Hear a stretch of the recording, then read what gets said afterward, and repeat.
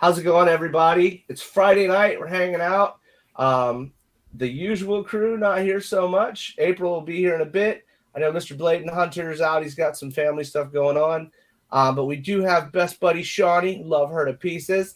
And then we've got our new friend, Miss Claire. We love her. She's awesome. And we're going to talk about all kinds of stuff. We're going to talk about some books. I know that Claire is getting back into comic books. Hasn't done much in comic books in a long time. I watched that amazing show. You were talking about how, you're a fan of Heathcliff. I'm a huge fan of Heathcliff. He is I grew up on Heathcliff, yes. Right. Always enjoyed him as a character, the shenanigans he would get into. But we'll get into that. We'll get into comic books. And we're also going to talk a little bit about horror tonight and what horror has influenced with Ethereal. Shawnee, why don't you tell us a little bit about what you've got going on today? How has your day been? I'm just super curious. My day was... Just real quick, hi, Shawnee. Well, hello. It's been lovely to actually get a chance to speak with you. So I'm very happy to meet you. For sure. My day was mellow. I actually work for a university. Right. And stuff. So love that. It's about time for summer, right? We're getting ready to. Yes, I don't work with the students directly, but yeah, they are definitely getting ready. They're in finals, and so a lot of stress and everything going on. But for sure, I do a lot of the buying for all of the campus, the research labs on campus. And that's dope. So yeah, it's really cool. I like my job. It's fun. I learn new stuff. I have great people I work with. Right but on. I'm very happy it's Friday. It was a very long, involved week. So right. Aren't we all glad it's Friday? When I get to relax with comics and good friends, for sure. It's always a win. For sure. I love that. Nathan's actually got an interview going on right now too. I think love him to pieces. We're going to miss him tonight, but we'll see him next week. I know that he got his review done for BGD issue 1. He's very excited to do these reviews for you guys. I love that. I love that he's into it. Especially going back and doing the older books and reviewing the stuff that's been out for a couple of years. That's really cool to me because as we grow, we meet new people that are incredible and we get to show more people the products and stuff like that and get to share stories with people. So it's quite an experience when, we get more fans, new friends. It's quite an experience for us. And when people reach out and they're like, we're digging the books, we're new into books and stuff, that hypes me up. Like I get excited. To talk to people like Claire. I get excited to talk to people like Shawnee. It's really, really cool because you've got a whole world of really cool fucking people. And when you create something and they jump on it, it's an immaculate sensation. It really, really is. Because it's people from all walks of life and all different backgrounds and beliefs and just all the shit. It all comes into one place, and I dig it. I'm a fan. I'm a fan of you guys. Like, it's a mutual admiration society. We are right. That's it, dude. It's a fucking symbiosis. You've got to have your people. And I say it all the time. The friends make the industry. If we didn't have them, we wouldn't be shit. So it's also too. For me this is golden because how many other opportunities do I get? I'm not a publisher. I'm not an artist. I don't write everything else. I am literally just an enjoyer of what you create. Hard the whole relate. Team. Exactly. And so for me, it's like this. How many other do I get to do to be a part of it this way? Let me come in and be a part of the live and get to talk to everyone else. Right? So this is awesome. So to me, when we first started, and to give Claire some background, we first started doing shows right after COVID. Like we were traveling the country right after COVID. So folks were scared to come out. Folks were nervous, and, we understood that, it's like we would go to a show that normally had millions of people there and there'd be like a couple thousand, you know what I mean? And crickets. Literally your bigger shows. And it'd just be like, I don't know who I'm going to talk to or anything. But folks still came out and folks still showed love, you know what I mean? And it was like, we did the first show that we premiered the previews for BGD. We brought BGD out. I think we sold out all the previews within like 30 minutes. They were the 8-page previews and people ate them up. And it was just like, holy shit, because everything before that was the listener and greed. So BGD coming into bigger shows was something. What's BGD? So BGD is This is how green I am. I That's love all right, it. it's all I good. absolutely love it. So BGD is Babes, Gore, and Dinosaurs. Oh, that okay. Yeah. It is a BGD mouthful. was- It's a good mouthful, but Yeah. so Yeah. It's a great mouthful. Pardon me. Proceed. No. Go ahead. Good. I didn't So know we there was. kinda- I didn't know there was an acronym. Okay. Yeah. Oh my gosh. So I do them for all the books. Like if I'm like if we're talking in a conversation, it'd be like IIH for if it hops. You know what I mean? Because it Fair gets play. so Fair long. play. Okay. You know, we're putting them out. Like even I'm like, what the fuck? That's a long name sometimes. You know, like. But when it came to that book, the world changed for Ethereal, and it was something very different. You know, we brought out a book that was something that I wanted to do from the heart. Hey, thank you so very much. I swear to God, I wish it would stop saying Facebook user and actually tell me he was talking. that is our friend Jimmy Green. Love Jimmy Green. Fuck that guy. Look, so Jimmy Green. Let me give you guys a story about Jimmy Green. Jimmy Green is one of the most amazing human beings you'll ever fucking meet. And that's because Jimmy is one of the most honest motherfuckers you'll ever meet. You know, I've known him since we were in like 7th grade. And like we used to go to shows and shit all the time together, you know, concerts, whatever. And we grew up together. He's a good fucking dude. Anyway, so back to BGD. When we started talking about BGD, I had no clue what I was going to name this fucking book, right? Like zero fucking clue what I was going to name this book. I remember Heather was sitting on the couch and she was like, what are you going to call a goddamn dinosaur book? And I was like, I have no idea, like no clue what we're going to call it. And I was like, oh, I'm just going to call it fucking Babes, Gore, and Dinosaurs. And it was a joke at the time. Not the mama. Yeah, basically. Because we had... Thank you for getting that reference. Absolutely. Oh, We're with you. Dinosaurs was one of the greatest shows ever. You know, still one of the best sitcoms that's ever, you know, been made. Right. And but we were sitting there, and there was a comic book that came out. I want to say it came out in the 80s. I know it was running in the 90s. It was called Cadillacs and Dinosaurs. And I remember thinking that, holy shit, that book literally was just telling you what was in the book. Like the title literally told you exactly what was in the book. And I was like, I can do that. Just Babes, Gore, and Dinosaurs. So we're just going to run with that. And a legend was born. Oh my God. It was I'll say this. We, halfway through last year, was when we started becoming a popular publishing company.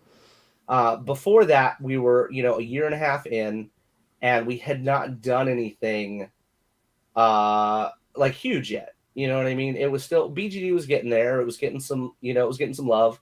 But then we put out If It Hops, and Agent C took the world by like the short hairs. And she's such a good character. I'm in love with C. She's just amazing. But C introduced us to a whole new group of people. I was telling Claire that earlier this evening. When we put C out for the first time, I had a group of people reach out to me and ask me if I was a furry. And I didn't know what it was. I had no clue what it was. So I asked a friend of mine, and she was like, you don't know what a furry is? And I was like, well, fuck no, I live under a rock. Okay. So why don't you, you know, let me know. Enlighten me. And, yeah. And she just started shooting me the stuff. And, you know, we started doing more adult shows. So I would see things and I'd be like, oh, fuck, you know, that's cool. You know, and the community was very receptive to the book. And I was like, man, I love that. I love it. You know, we were getting emails before we started doing shows. We were getting emails about being grateful that someone was representing them. And I was like, well, that's dope. I didn't mean to, but I'm happy to support. You know what I mean? Happy accident.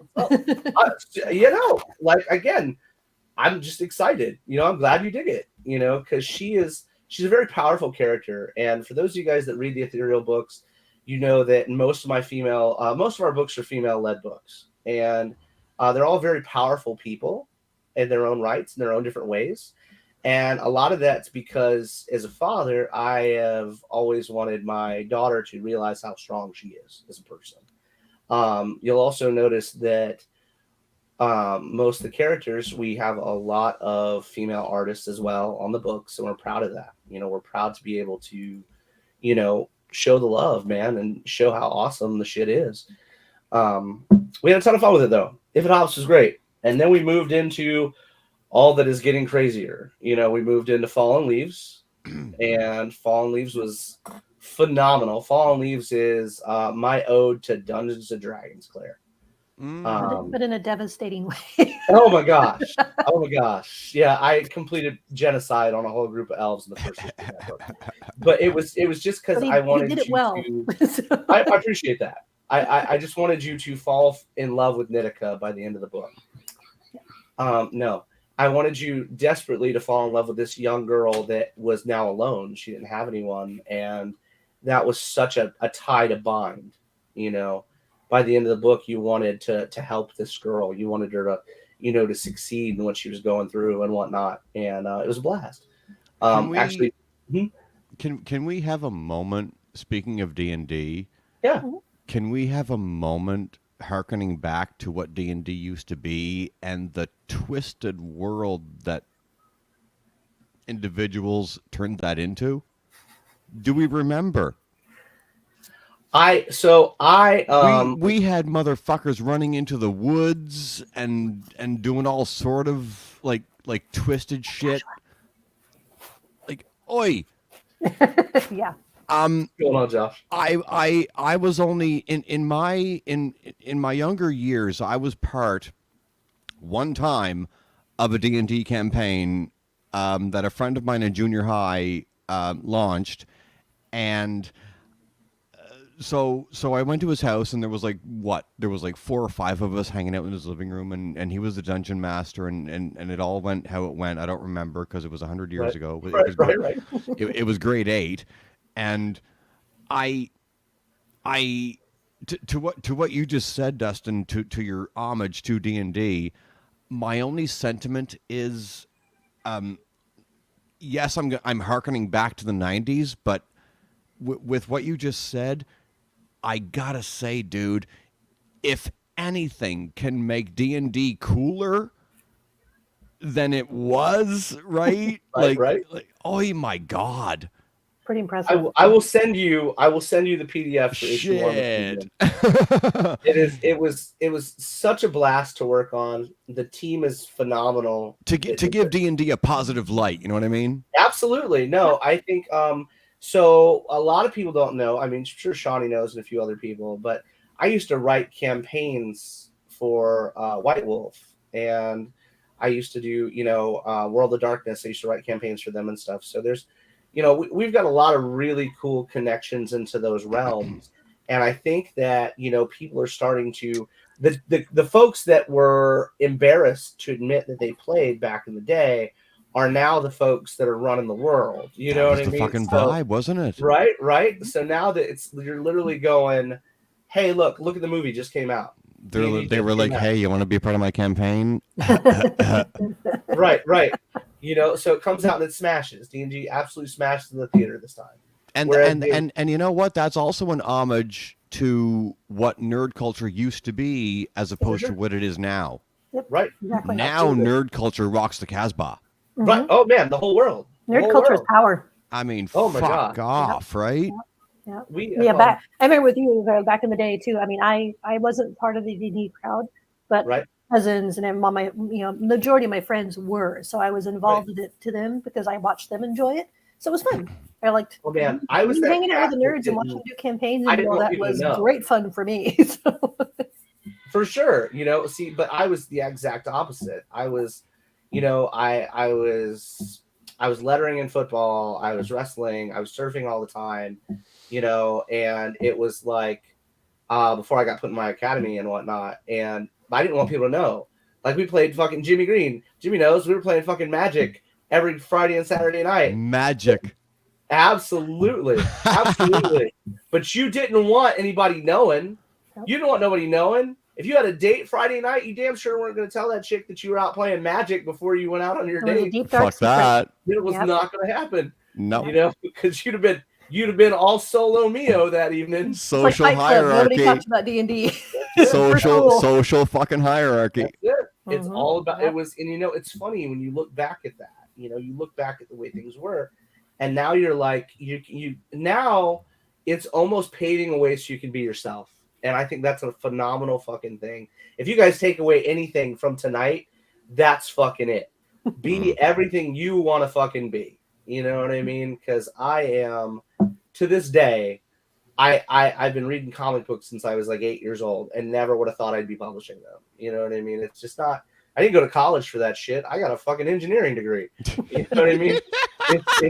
It's those things that you don't realize that are coming to pass. And I'm grateful, so very grateful. I posted a bunch of art today.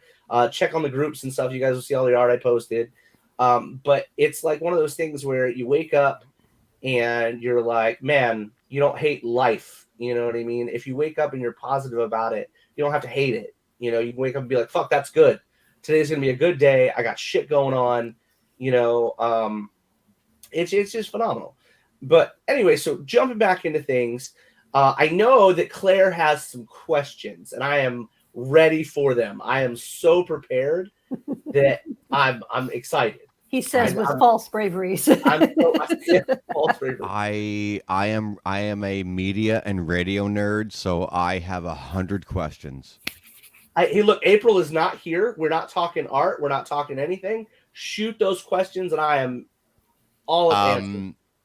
As I may or may not have told you off camera, I grew up, and we're talking like what, 10, 11, 12 years old.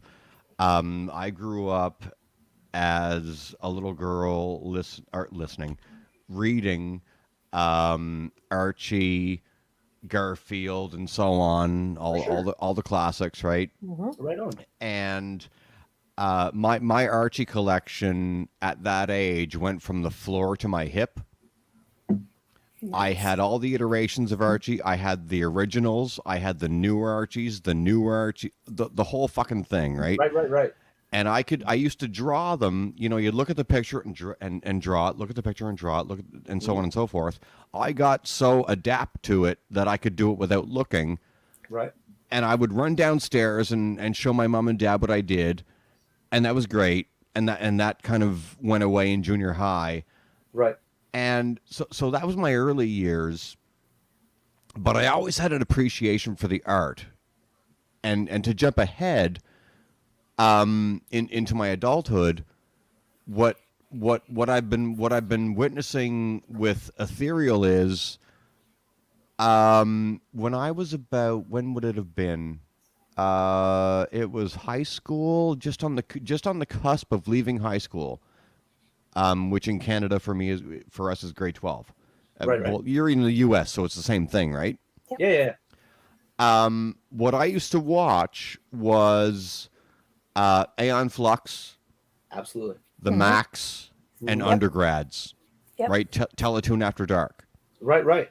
And when you sent me the PDFs, immediately my mind went to Aeon Flux and the Max and so on and so forth. And my question is, with the line work and the shading and everything, is it supposed to be a hearkening to those days and that artwork, or is that just like a happenstance thing? So what I sent you, what I sent Claire, I sent her. It's beautiful work. I'm just trying to marry two things here. Right. It's all good. So I sent her If It Hops issue 1, and I sent her Babes Going Dinosaurs issue 1. Mm-hmm. And but what you have there is and April actually may know a term for it because I don't. But there's Bladen has a very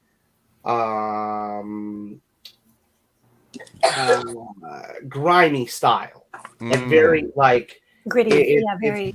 It's very like It's almost noir, I want to say. Right. And sorry, Shawnee, say again. Noir. Noir. Noir. Like noir, film noir. From noir. Right. Okay. That's his. It's just his style. It's a very But Bladen has been with me since we started BGD, and when when the book came about, the conversation was literally like, I'm a huge fan of dinosaurs. I'm a huge fan of the anthropomorphic cartoons when we were kids. Turtles was one of my favorite books ever as a kid, and still to this day one of my favorite comic books. And but the original stuff was all kinds of black and white, all kinds of gnarly. The pages were really dirty. Mm-hmm. And what I mean by dirty is you can see extra points of ink and extra marks and extra lines. It's very just in your face, and it's not. But was that intentional? Yes, absolutely. That's my point. Yeah, absolutely. It's a style. Like I fucking love it. It's oh my gosh, it's so much fun. And it adds a bit of realism to it, so to speak. For sure. No, you see that a lot. That's why I'm a fan. Well, I appreciate that. When I scrolled through, I relate this, and I don't know if anyone watching or listening is going to relate to this, but my own show is a rave-centric show, right? Right. And what I mean by that is, I fucking talk about rave music. I did it today. And when I relate what I do to the comic or comic book world, I guess, I can, because I've been a fan of this shit since I was like a little girl, I'm no comic bookologist, but I'm creative, and I can see the finer nuances in what someone does, right? For sure. And it's really fucking special. And I do that with techno every day. Yeah. And it's really fucking cool. So when I'm I guess from someone who isn't immersed in comic book culture, when I look at a series or an illustrator or whoever it is, and I can spot the I guess the where they're going, like there's a certain element of it that I can't articulate, but it's there. Right. I think of Arcane. Mm-hmm. Right? Yeah. Arcane to me is a fucking symphony. Oh, absolutely, for sure. And that's what I'm driving at. And I guess, like, for me, again, not being a comic bookologist or an animeologist or whatever, when I look at the work that yourself and Ethereal Comics does, I'm sitting here going, what the fuck is this? We appreciate that, but in the best way. Yep. For sure. I usually tell him that like once a week. What the fuck is that? To relate this to my world, I look at the work that Ethereal Comics is doing, and I would say to myself, okay, Ethereal Comics could play Awakenings in Europe. Mm-hmm. Well, that'd be dope. I mean, that'd be dope. I appreciate that. If you know the rave scene at all, I don't know. No, I know that Europe is the biggest place for rave scenes. So yeah, they do the biggest shows and stuff. No, I am as we grow. Like if you look at If It Hops or you look at BGD, you can as the book continues and you get into further issues, you can see that Bladen is finding his stride the further he gets into those books. And it's just like anything else, like and anybody on the team will tell you, we do better every book we put out. Like we are literally putting out the best we can all the time. And it's an interesting thing, right? When you look at the different styles that we put out, the different art styles that we work with. Like we were just talking about frog legs today. If you look at the interiors for like Penny with Theater 7, if you look at Penny, Devin's artwork is a million times different than Bladen's artwork, or even you go so far as to jump on with Gabriel. Gabriel's artwork's absolutely stunning as well, and they all do it in their own way. All the artists have their own life they bring to things. Like we were talking about. A great example for grimy coloring or grimy line work is Donnie with with Cretaceous. Yeah, It looks like, oh my gosh, it looks like Mike Magnoma. See, Right. this is beautiful. Right. See, I can't even keep up anymore. I got you. You know what this reminds me of? Hmm. And by the way, hello, April. Hi, April. Hello. This black and white work, I fucking love this because I have a tattoo of my own design on my left shoulder that's all in black work. But you know what this reminds me of? He's an artist in, I think, Spain or South America somewhere. What the fuck's his name? Nick Guerra. Oh, I don't know that one. Nikeguerra. Nick Guerra. I'll check it out. Yeah. I Right love on. finding new Oh, people. yeah, we're always digging around to find talent, man. That's it's something that we enjoy. It ain't for kids. No, right on. No. That's my favorite type. Well, I mean, we play. Okay, Dustin, look at this. Mm-hmm. This is fucking beautiful. I know. I appreciate that. Greg Bow and Gwen killed that one. Yep. Absolutely. This Is was that When Gwen? you first showed this to me, I said, it just, why am I not surprised that, the people you have on your team can make gory look sexy? Is this Gwen? Is this Gwen from Montreal? Yes, absolutely. Oh, I love Gwen. Yeah. She's Her amazing. work is pristine. She and I have worked together for a little over 3 years now. Oh, very nice. Yeah, Cool. love her to pieces. Like she's I love, one of. I love how each one, though, too, I think the different styles, though, actually vary and go with the interior, especially the interior art. That's the story itself. Like, the Massey's line work for Penny. I think that, that is a more fun, a little more, slightly more cartoony, but I think that, that goes towards who she is. That's her character. That's the story, the fun of it. Right. Bladen's line work for BDD, that grittiness, that noir, that everything else, that actually helps that realism, which brings realism to There's dinosaurs, which is fucking amazing. So, yeah. Is it just me? Can we bring up that Penny character again? Yeah, sure. Penny is right there. Yep.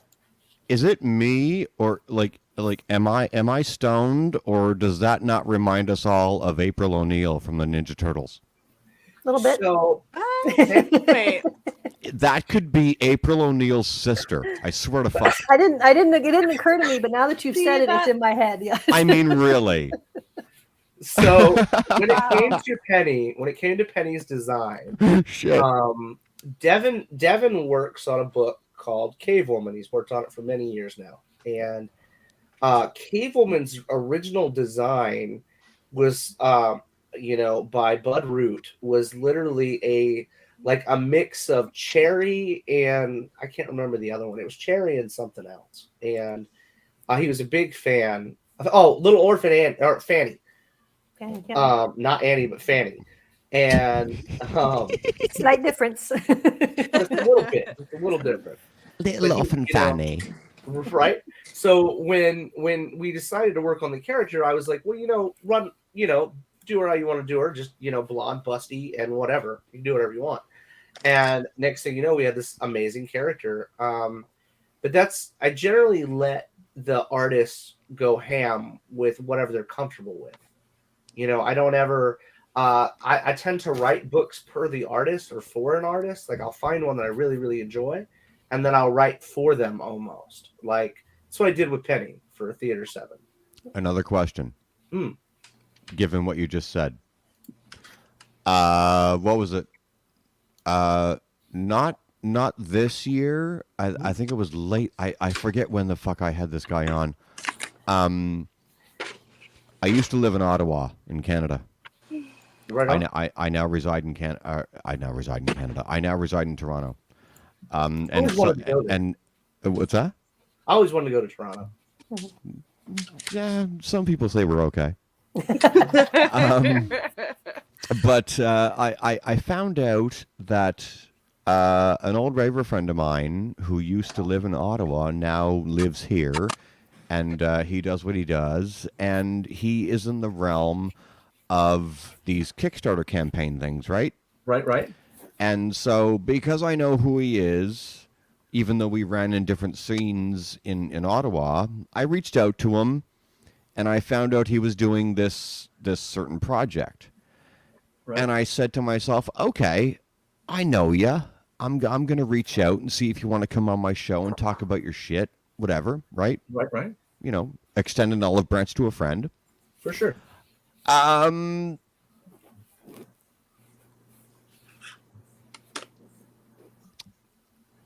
it kind of fell short. Oh no. That sucks. That's too Yeah, he, you know, and I'm going to go back to what you sent me, Dustin, earlier today. And I mean, I don't want to pit an artist against another, bad. but No, we know. Yeah. I'm nothing if I'm not honest, right? For sure. Absolutely. And I don't know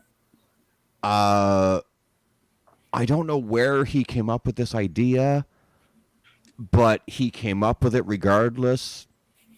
And it is relevant for today, I suppose, depending on who you are. Right. And it is a Kickstarter, admittedly. And I read through the whole thing, and it was fine. But it just didn't land, and I don't know why. But meanwhile, I skimmed through the PDFs you sent me, Dustin, and not only is the character design absolutely majestic, but the dialogue, right? It almost plays, for my money, it like a dark sitcom sort of idea, Right. and I really enjoy that. It's really fucking cool. Yeah, right? I like it. I like do how too. it's layered. I like that. I like Yeah, how- we like to call it, we like to definitely say that our stories Like- are layered. Sorry to cut you off, but the whole bar scene with the main character in Dinosaurs and, Yeah. and you know whatever it is, I read through that whole fucking scheme, and the what's her name, the main character? So you've got Ricky, you've got Maya, and you've got Eve that are the main characters in that series. Okay, so who's the naive character in it? E. So that's Eve. Yeah. Okay, Eve. Okay, so she comes into this bar, and she apparently has no idea what she's in for. Absolutely. And she's taking her lead from the barkeep, Right.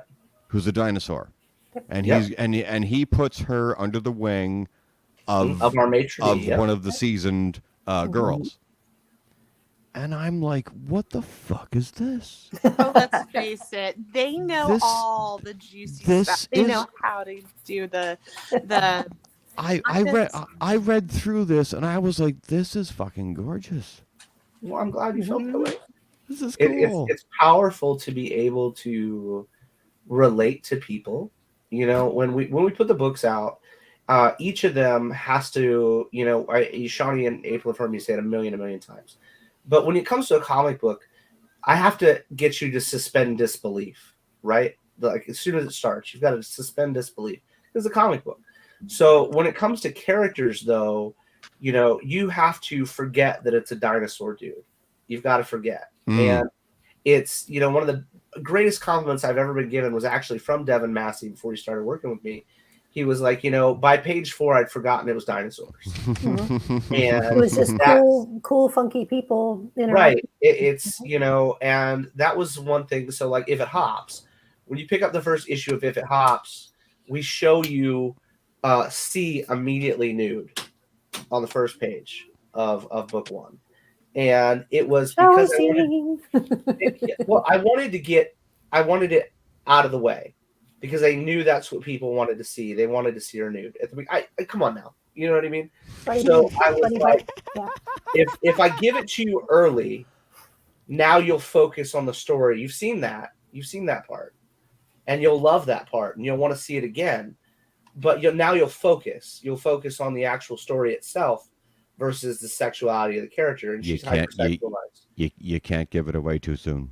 No, but I also, again, I'm going to because I agree with you. It's funny because when I read that first, if it hops, and it was like, whoop, there's the shower scene. Very cool. That's it. Beautiful. It was sexy. It was fun. And then immediately it went into serious.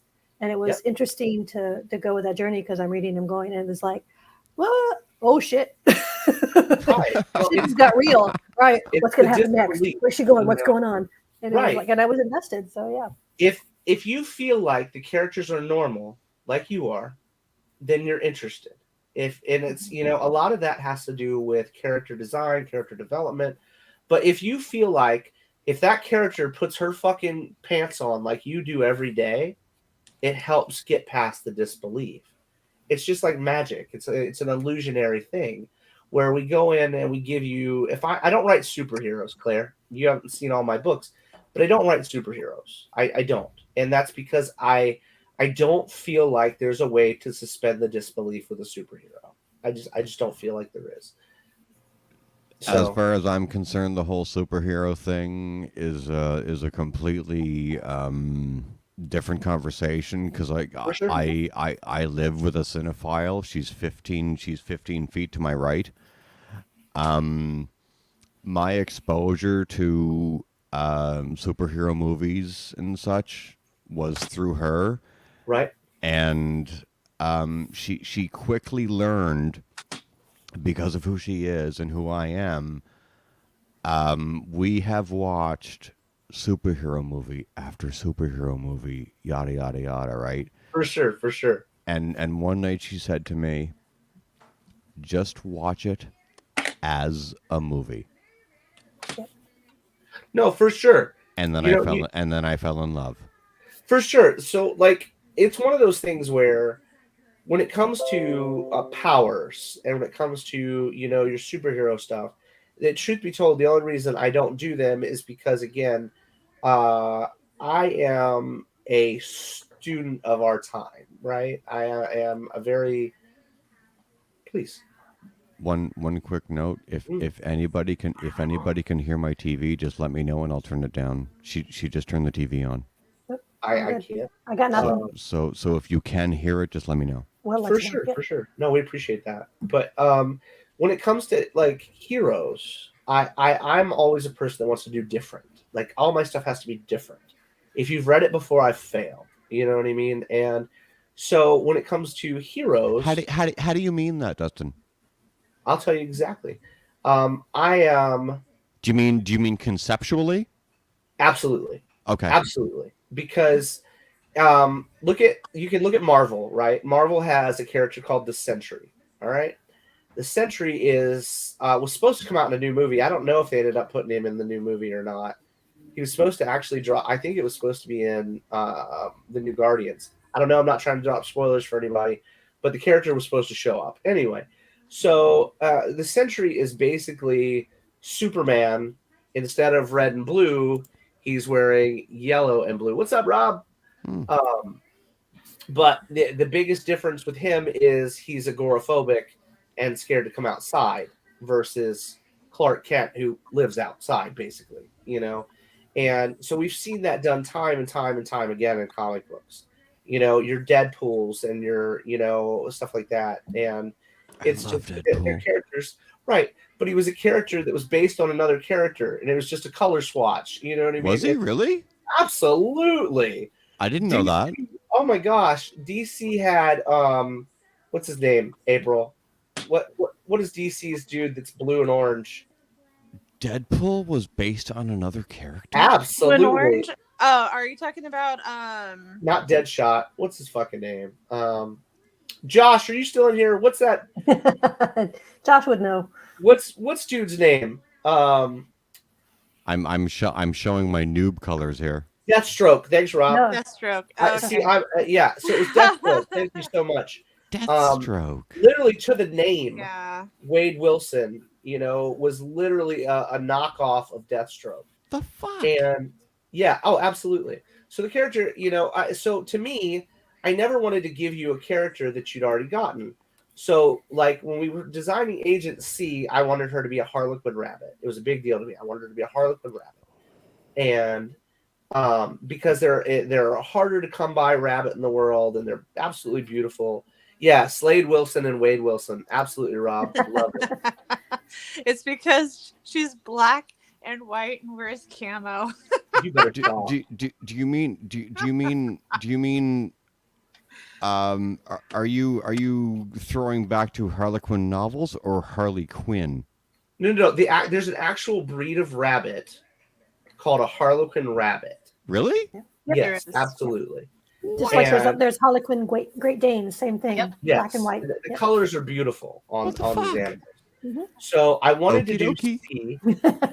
I really wanted to make C a Harlequin rabbit, and the more I did it, though, it was me, Bladen, and David Acampo. That's what I would have done. It was so much fun to work on that character, and the book ended up coming out. Right, we're on issue 3 now, but it was like we started working with her. The more I fucked with her, the more that she either looked like Harley Quinn from DC or she looked like fucking Domino from Marvel. And I just kept tweaking the character. So we got to the point where she was supposed to have a black patch over one eye and a black ear. And I was like, that's it. That's the last straw. She looks just like Domino because she's got the white patch over her eye. And I was like, we're just going to make her have the black ear and the black hair. And that's it. Given what you just said, I live with an artist, For sure. and she since we've been together, we're a decade together, Awesome. and she has been writing a novel in her head since before we met, Right? complete with character, the whole Designs fucking and all thing, that, yeah. right? Just recently, and by recently I mean the last 4 or 5 months, bleeding into last year, she has started to bring her imagination to paper. Right on. So and her, I mean, like she went to Toronto's top school for artistry. Right on. She dropped out, but regardless, That happens. because she was bored. That's not a joke. I know. No, it's not meant to be. It's There's not. a lot No, I understand completely. Yeah. No. My girlfriend went to Sheridan College here in Toronto, and she dropped out because she was fucking bored. But regardless, I've seen her character work, and it's, for my money, being not a comicologist, like I said before, For sure. it's really cool work, and she knows all the ins and outs of it and whatever, and if I let her, she'll talk for a week about it. But what my question is when one is developing a comic book or whatever it is, or an anime or manga, thank you, yes, from 15 feet away. Yeah. What's, like, how the fuck, like, what's the jumping off point for dialogue, for animation? Like, how the fuck does this get off the ground? You just have to do it. Yeah, like it was. Is scary. it like I'm gonna relate this to the rave scene? Is it totally trial and error? Like, what are we talking here? A lot of people do trial and error. There's a lot of people who can kind of give you their first steps, but there's like 1,000 ways to skin a cat. I'm sure there is. Some people actually will draw first and then do the dialogue next. Some people will do the entire story and then break it into chapters or issues. Other people will just wing it, and they'll just I ash don't can do the any shit out dialogue. of it until it's done. There is just so many different ways to do it, whether it is totally on the nose professional versus avant-garde, like shooting from the hip, down and dirty punk style. Like there's no wrong way, and I think that's what is so liberating about this particular medium is that anybody can She do can't it. see you, Claire. When she can't see the camera or anything when you put your fingers up or anything. I'm just being visual because I have a thought. Oh, right on. Oh yeah, I'm sorry. I've got the camera above me. No, I see her. That's okay. That's cool. But given what April just said about I'm thinking too fast here. But because of what April just said, and because of who my partner is, I can relate to that because her main character in the novel she's writing, I know who her main character is, and I know her literally, well literally as in the written word, and visually. Right. What's her name? What's your fucking character's name? Dragging her in whether she wants to or not. What? What? K-A-L. Cal. Right on. Calamity. I love that. Well, to add on to that though, when it comes to like me, I have a personal preference with the writing dialogue. But to finish off my point, she's like cyberpunk and shit. Right? Cool. I love that. I love that. It's and like, I have no idea. I have no idea how she did it. Oh my gosh. Well, it's fun to be able to create in your mind. You know what I mean? You I have build no these fucking characters. clue. Yeah, but you could handle music in a way that we wouldn't be able to handle. You know what I mean? It's a very different type of thing. And Okay. I look at like I had when we put out The Listener and we put It's out fascinating, Greed, isn't it? it is fascinating. Like I did all the dialogue to those books as I wrote the story. And then when we got to BGD, I did an interview with somebody that had been in the industry a really long time. And they were like, Are you fucking kidding? And I was like, what do you mean? They were like, you do the dialogue when you write the story. And I was like, yeah. And he was like, look, I'm going to teach you something, young buck. He was like, just sit down and shut the fuck up. I've got something to say. And I was like, all right, because I talk, so he was literally ready to tell me. And he was like, can you hear your characters? And I was like, this dude's fucking nutty. Can I hear my characters? No, sir, I cannot fucking hear my characters. And he said, well, I tell you what. He said, give your artists the designs for the pages, and then when they're done, come back and do the dialogue. And I was like, there's no way. So I did it. And I did it with BGD 1, and I haven't stopped since. Yeah. It's one of those things where you find something that speaks to you.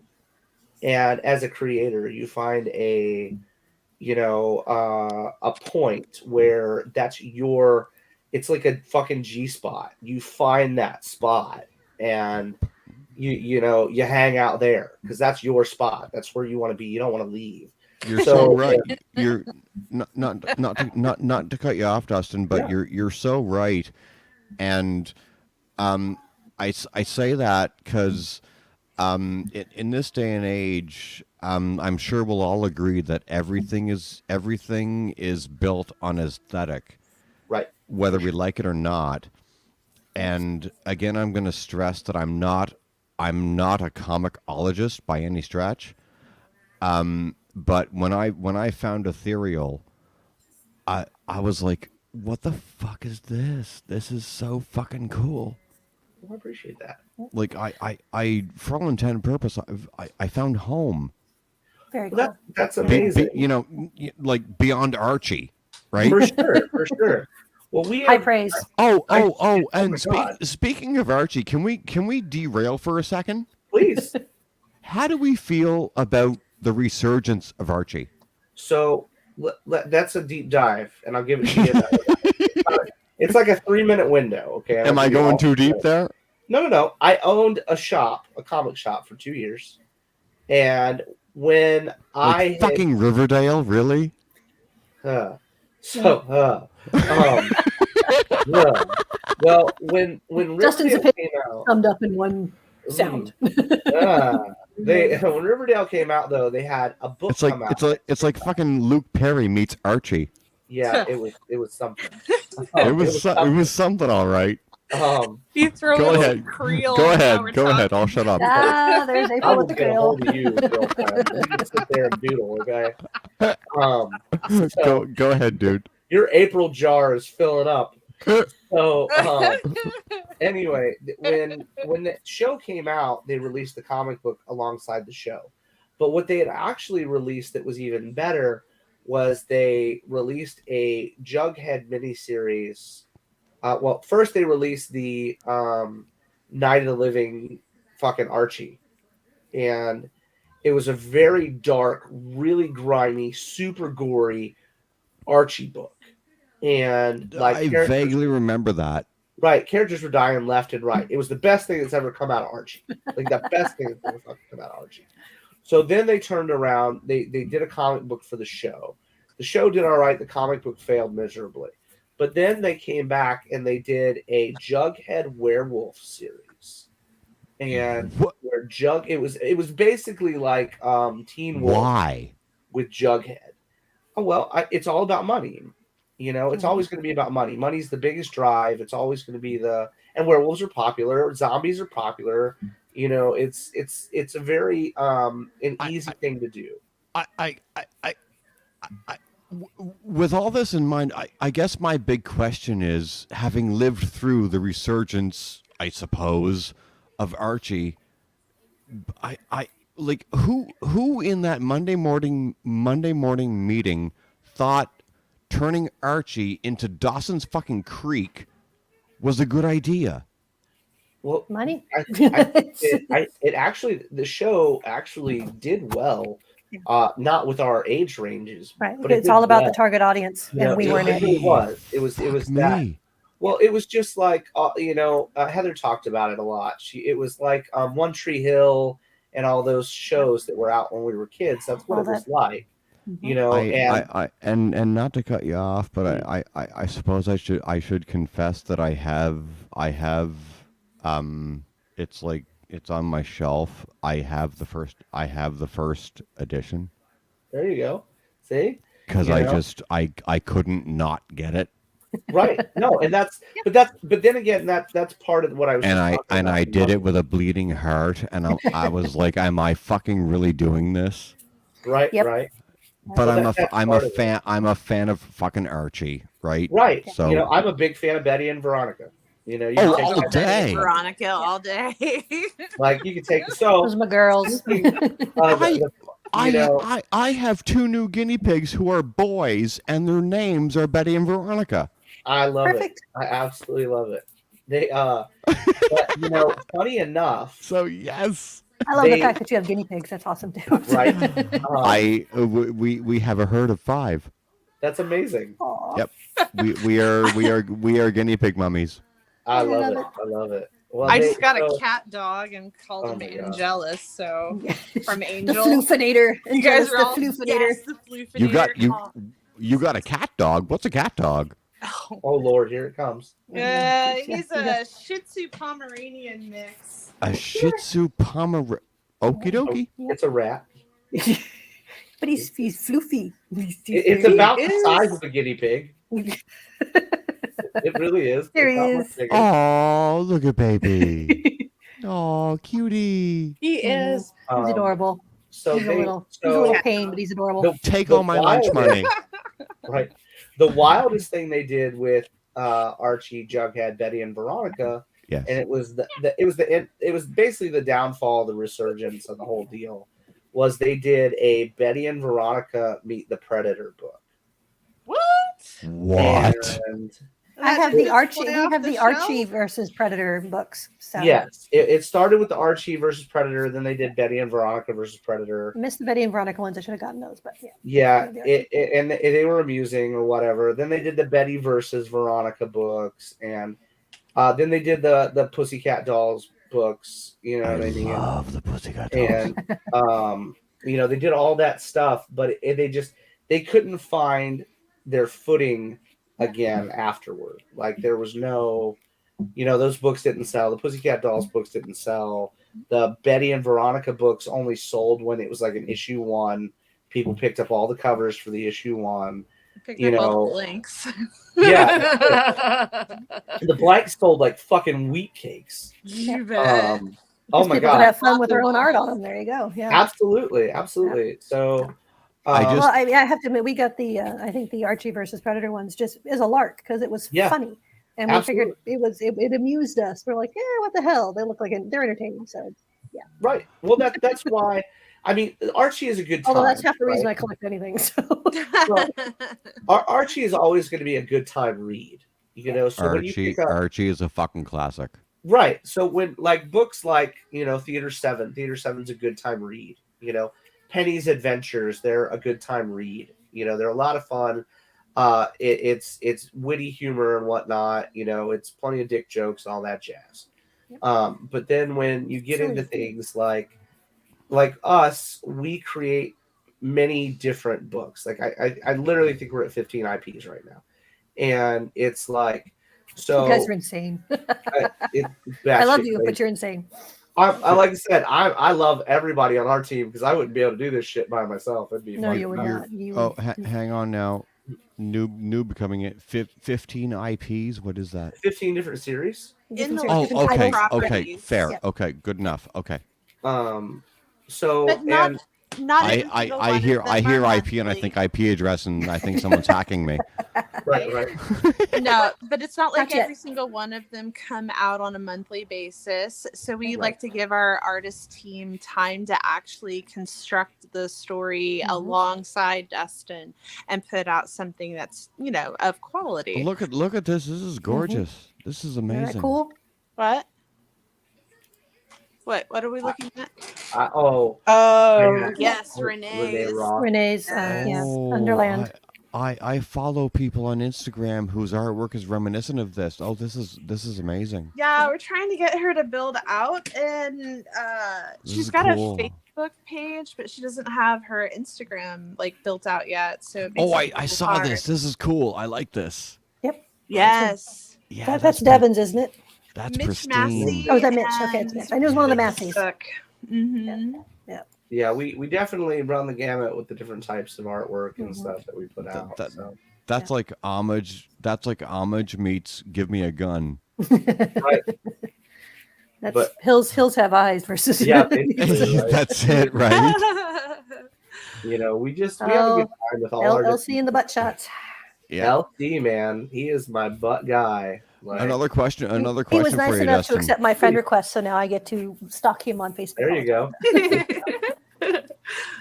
As I've been exposing myself more and more to the ethereal world, and going back again to the 90s, pristine artwork there once again.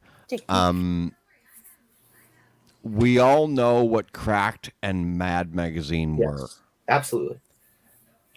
and I know they're completely different worlds, but we all know as well that in the day, well, I was a fan of Mad as opposed to Crack. And the name of the game was if Mad Magazine got their hands on you, it was like a badge of honor, right? For sure. Yep. How is there what's the is there a marriage at all between what Mad did and the comic book world, even though I know that the Mad world is satire? Is there a connection there at all? The only connection that exists, it exists in the talent that work. Valid. Yes. For both those magazines, and like the guys that worked on Playboy, the comics for Playboy, inside the comic strips inside the magazines. You know what I'm saying? Okay. So you see a lot, and the same thing with like heavy metal, right? But the difference with heavy metal is heavy metal evolved instead of just doing their heavy metal magazine, and they started putting out heavy metal comic books. They started becoming a comic book publishing company.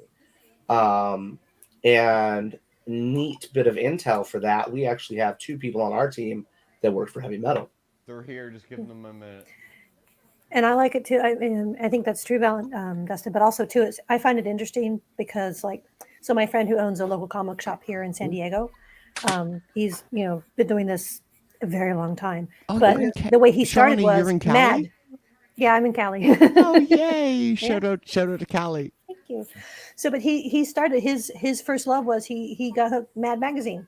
Right. That's what started him when he was a young boy and everything else. That's what he got hooked on. Everything else. And for him, that was the progression, not only the Tartly art, but that kind of medium and that kind of fun. And that progressed then into the comics for him.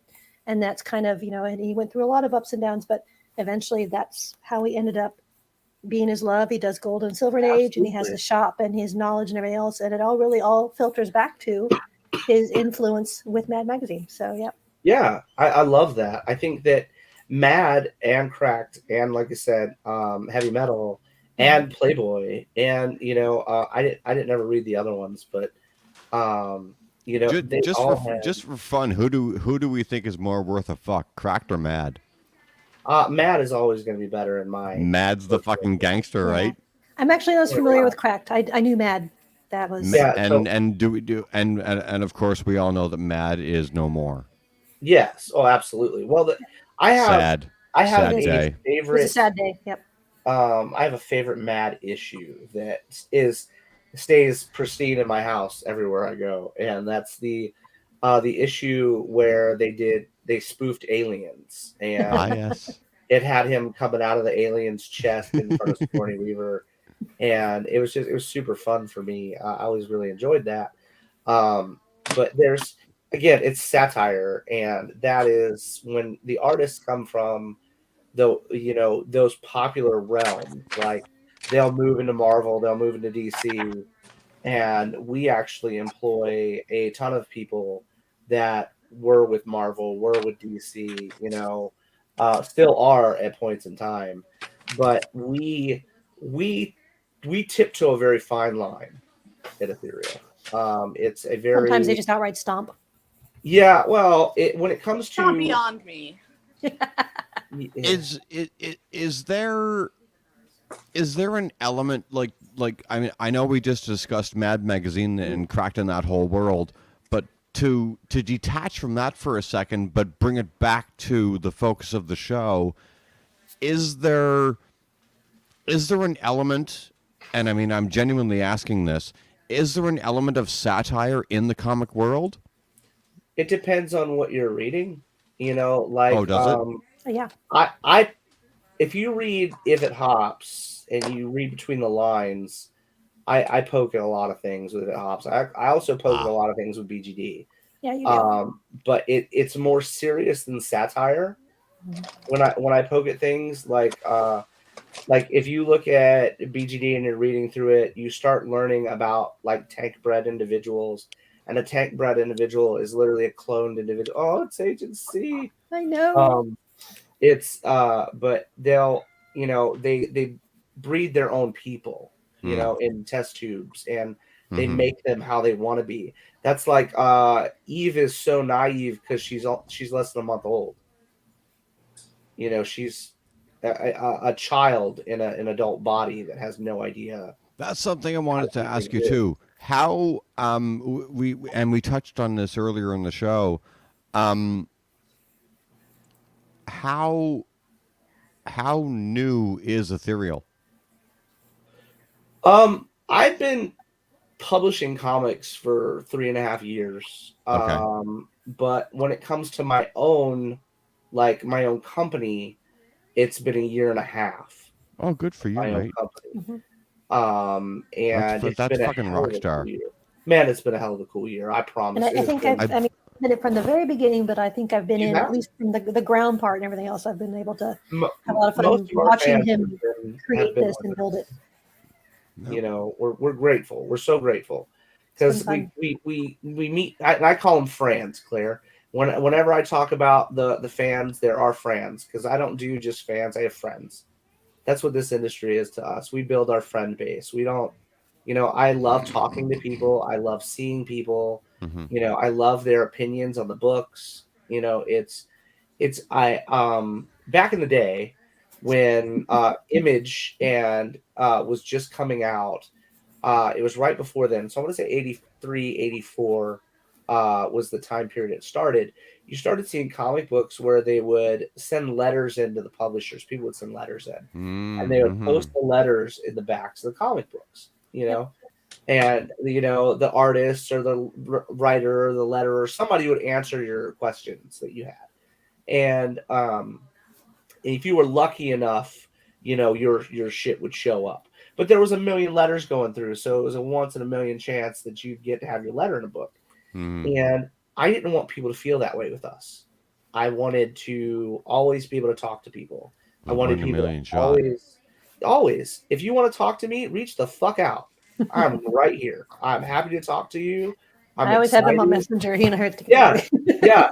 I mean, my Facebook page, my business page, all of it's wide open because I appreciate people. I appreciate the lifeblood of this industry, and that's y'all. The lifeblood of the industry. The fans, the backers, the friends, all of it. The readers. I not sorry to interrupt, but I wish it was that easy in my scene. Oh, I mean, so we had a conversation. Unique here, so yeah. It's hard. Okay, it's very hard. Like the rave scene has its head so far up its own ass. I can only imagine. Music is different though too, because like if you look at comic books, we were just talking to Bladen the other night, April and I, and he was like, I was looking at statistics that said only 1% of the artists in the world make it, and I was like, right? Yeah, that's a fact, but this is something me and my girlfriend have talked about. It is a very serious thing. Unless it's a scary reality. Absolutely. Unless you have an in, okay? 1, you've got an in. That's it. 2, you've got the money to start your own shit. Or 3, you've got a banging ass product. You know what I mean? And a banging ass product will get you where you need to go if you use it correctly. But there's many people. Is that why Kickstarters exist? So Kickstarter is weird, okay? And I love it, and I'm grateful to it. Don't get me wrong. Because if I'm some motherfucker with an idea, I can't go to some big fucking company and say, okay, this is what I have. Nope, that's they're going to laugh me out of the building. Any of those crowdfunding The platforms. thing with Kickstarter, look, let's, and a lot of people don't want to talk honestly about Kickstarter, so let's be real. Then let's do it. Let's be real candid about Kickstarter, right? And a lot of people also tell me to be nice, and Shawnee and April will make sure I stay nice. But there is, when you look at Kickstarter, okay, you'll get on there and you'll see a million different projects, right? A million different projects. For sure. Yep. A small percentage of comic books actually make their goals. I'm sure. It's not a, I got real upset last year because I had somebody come up and go, it's so easy. And I don't often get upset, but I was like, you know what? Then you do it, motherfucker. Do it. Show me how you do it. Given what you just said, and I don't mean to hijack your comments, but given what you just said, can we all agree that there is no recipe? There is none. There is absolutely none. No fucking recipe, right? None. I think Dustin will agree. There are definitely people out there who have found their way of making success. Because there's definitely some comic book publishers out there who do a bang up job that's amazing, but they've either been at it a while or they have a certain niche that they found, and their audience is loyal and consistent. Yep. And I think that you have that, so they've been able to build on that. So sometimes you can use their platform as sort of a template and do that, but again, there's no guarantee that you're going to have the same success. Right. You coined it right there, Shawnee, and I'm going to marry two concepts here with the comic book world and the rave scene, and say that what you're saying is absolutely true, in that if you have or have built a community, there's your money. Well, that's it. That's the so win, to speak. That's your, again, whether we like it or not. I think that is a good chunk of the battle, and for a lot of these, and a lot of folks, I think, struggle trying to build that community and get that word out, because it's not easy. And you know what? I hate the fact that I'm going to say this, but it fucking sucks. Yeah. Well, it's one of those things, and it as much as difficult as it is, right? It's one of those things where if everybody could do it, they would. You know, the issue right now and again, I love Kickstarter. I'm a huge fan and a huge advocate for it. But yeah, you know, when it comes to people, there's this misconception that comic books is a get rich quick scheme. I'm It is listening, a but I'm going to grab my misconception. burger. Yeah, you're good. Yeah. And it's a very sad thing when you have all these talented folks that are out there trying to fight for jobs, they're fighting for work, but we consistently go, "Hey, look, it's cool that 1 million people do comic books. It's cool." But now you've got 1 million people, well, we'll say 3 million people that are trying to work for the 1 million people that are trying to make the comic books, right? Yep. Now you've got 3 million people that are out there trying to make money. And if your book doesn't fund, or you don't do this, or you don't make enough for that, then you can't pay those other 2 million people that are coming to look for work. You know, it's one of these things where right now we live in a very saturated society, like a very, very saturated society. And it's created because of Kickstarter. Kickstarter makes it easier for people to try to do it. You know what I mean? Which is great, amazing. You know what I mean? But you got to still give it 1,010%. You can't just walk in and be like, "Hey, I want to do that shit," because that's not going to fucking work. You know what I mean? It's not. If you I've know heard a too many lot. of those who they think it's easy, and then they come in and either they don't put enough effort into it, or they're just their concept just isn't quite ready for it, doesn't catch, and then Right. they get very upset. Well, it's it's rigged or this. I'm like, no, it It's just not means though. unfortunately that you just either you weren't ready or Kickstarter wasn't ready for your ideas. Well, like It's- yeah. we have a lot of people come out and they're Yeah. like, "Tell me how to do it." Hum But there's fucking again. There's no a step list that I can yeah. give you. It's like any other. It's like a career, right? It's like any other job. There's no way I can be like, "Hey, look, go to work every day, 365 days a year, whatever the fuck you have to work. Go to work every day, and you're guaranteed a supervisor position." That's not true. I can't tell you that. You Yeah. know, I can't tell you that. You know, if you do X, X, and X, you're going to achieve X, because we are There's no a formula. none, No, but there we are isn't. a No. very rare commodity, right? We're a very rare commodity, and it's not me. It's everybody involved. It's all the artists. It's all the writers. It's every fucking body involved. You know, from your line artist to your colorist to your inkers to your fucking your letterer. You know what I mean? It's all these people that make this beautiful product. You know, for people to consume. And I think the issue is a lot of people come into it and they're like, "I've got this." No, motherfucker, you don't have this. We I mean, have.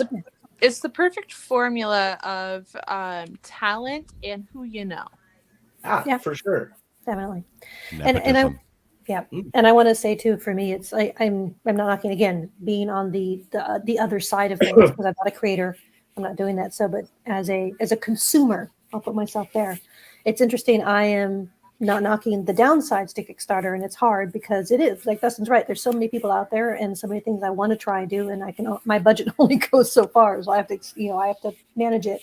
But I'm grateful for Kickstarter because it has enabled me to expand. I mean, COVID in some small way was really great because the influx of the virtual world really was able to. I found Kickstarter, I found Dustin, I found other people. I was able to expand my horizons in my artists and the people I love and projects that I want to be a part of.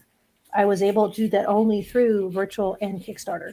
That allowed me to really kind of find things I never would have found before. So, Well, look at not just that though. Not just finding cool stuff, which is amazing. Kickstarter is great for that. mhm. But there is, like, if you look at um Legendary right now. If you look at Legendary Pictures, Legendary is putting out their next line of comic books through Kickstarter. You know, they just did it recently.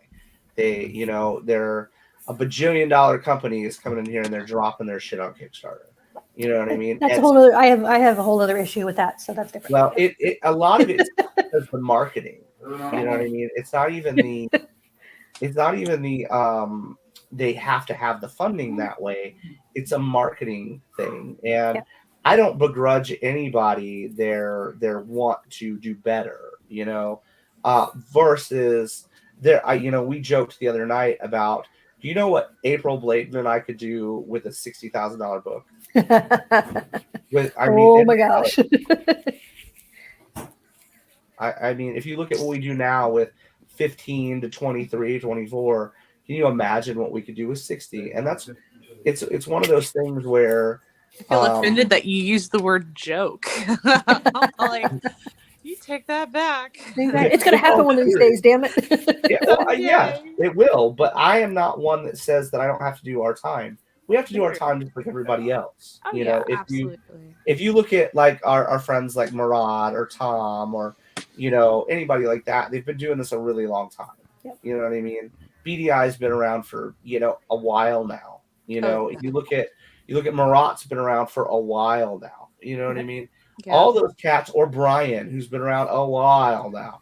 You know what I mean? Kickstarter. For clarity, these are all other, obviously, come up with essentially publishers. Right. They do They're their all own titles and series. But they've all been around a long time. They've paid their dues, and that's why they sit with $50,000 to $180,000 Kickstarters, because they've been around. They've paid their dues. Brian is in a level, a whole other world. Yeah, a whole other world. But Kickstarter gives them the platform to be able to service multiple thousands of people in a short amount of time frame. Like, I couldn't even fathom what kind of software engineer would have to develop like something just for them. Yeah, for sure. I mean, can you imagine? Can you imagine being Brian for like one campaign? Oh my God! Like, what the fuck? I can barely do what I'm doing for Ethereal. All right, but it's an amazing thing. And like April. April. Yes. As we're talking, I'm watching what you're doing. Oh, you are? Yes. Yes. We're eyeballing you, my dear. Very, very closely, and not only does what you're doing have my attention, but it has my attention, but I have an ulterior motive. Oh, you do? Yes. What you're doing, you're doing exactly what my partner does. Okay. Nice. Yes, because I live with an artist. Right. She would love this. But she's 15 feet away and watching TV. Are you on Instagram? I am. Under Raina Art. Raina _art, right? Raina _art. Yep. Can you make it big again, Dustin? And we can. Yeah. Sorry about that. That's okay. Wait.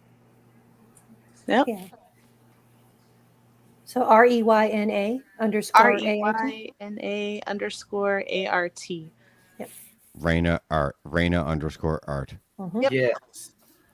Hashtag HR boss. Hashtag company taser. That's it. Hashtags talk Creole to me. Oh my gosh. Yes. Y'all even got Shawnee doing it. I'm even she's in the bathroom. I'm gonna WhatsApp it to her. No, you're so good. That's usually when I send all of my Taco Bell memes. She'll fucking love this. Oh she'll be like, what the fuck are you doing? I adore April's work. So whenever I see a thing that I can do things, I'm always going, is that available? How much? What am I doing? So right. I have a little small profile of her work that I'm like. So once again, Raina REYNA _art. Yep. Yes. I've got like a whole mess of stuff. I'm still Raina art. done. There we go. Okay, cool. I'm gonna tell her to look into you. Oh, look at this. The fuck? Yeah, that's a Raina piece. An April Raina. Fuck off. That's amazing. That's one of the ones that I managed to snag. I love it. It's one of my favorites. Yeah, Shawnee grabbed that one. Which one did you get? That's so she cool. She got the one you did on the live. Yeah. She made it, dude. She's got so much original art that's amazing. Like she got the Ryan Kincaid fucking If It Hops cover. Like, man, she's got some cool shit. Like I Yeah. did this one a while back. Oh, I I love love that that one. one. Yep. Definitely one of my favorites. That still hasn't sold. No, it's okay. It's one of my You favorites. and I may have to It's a talk. surprise. I got like 1,000 things that are awesome and haven't sold.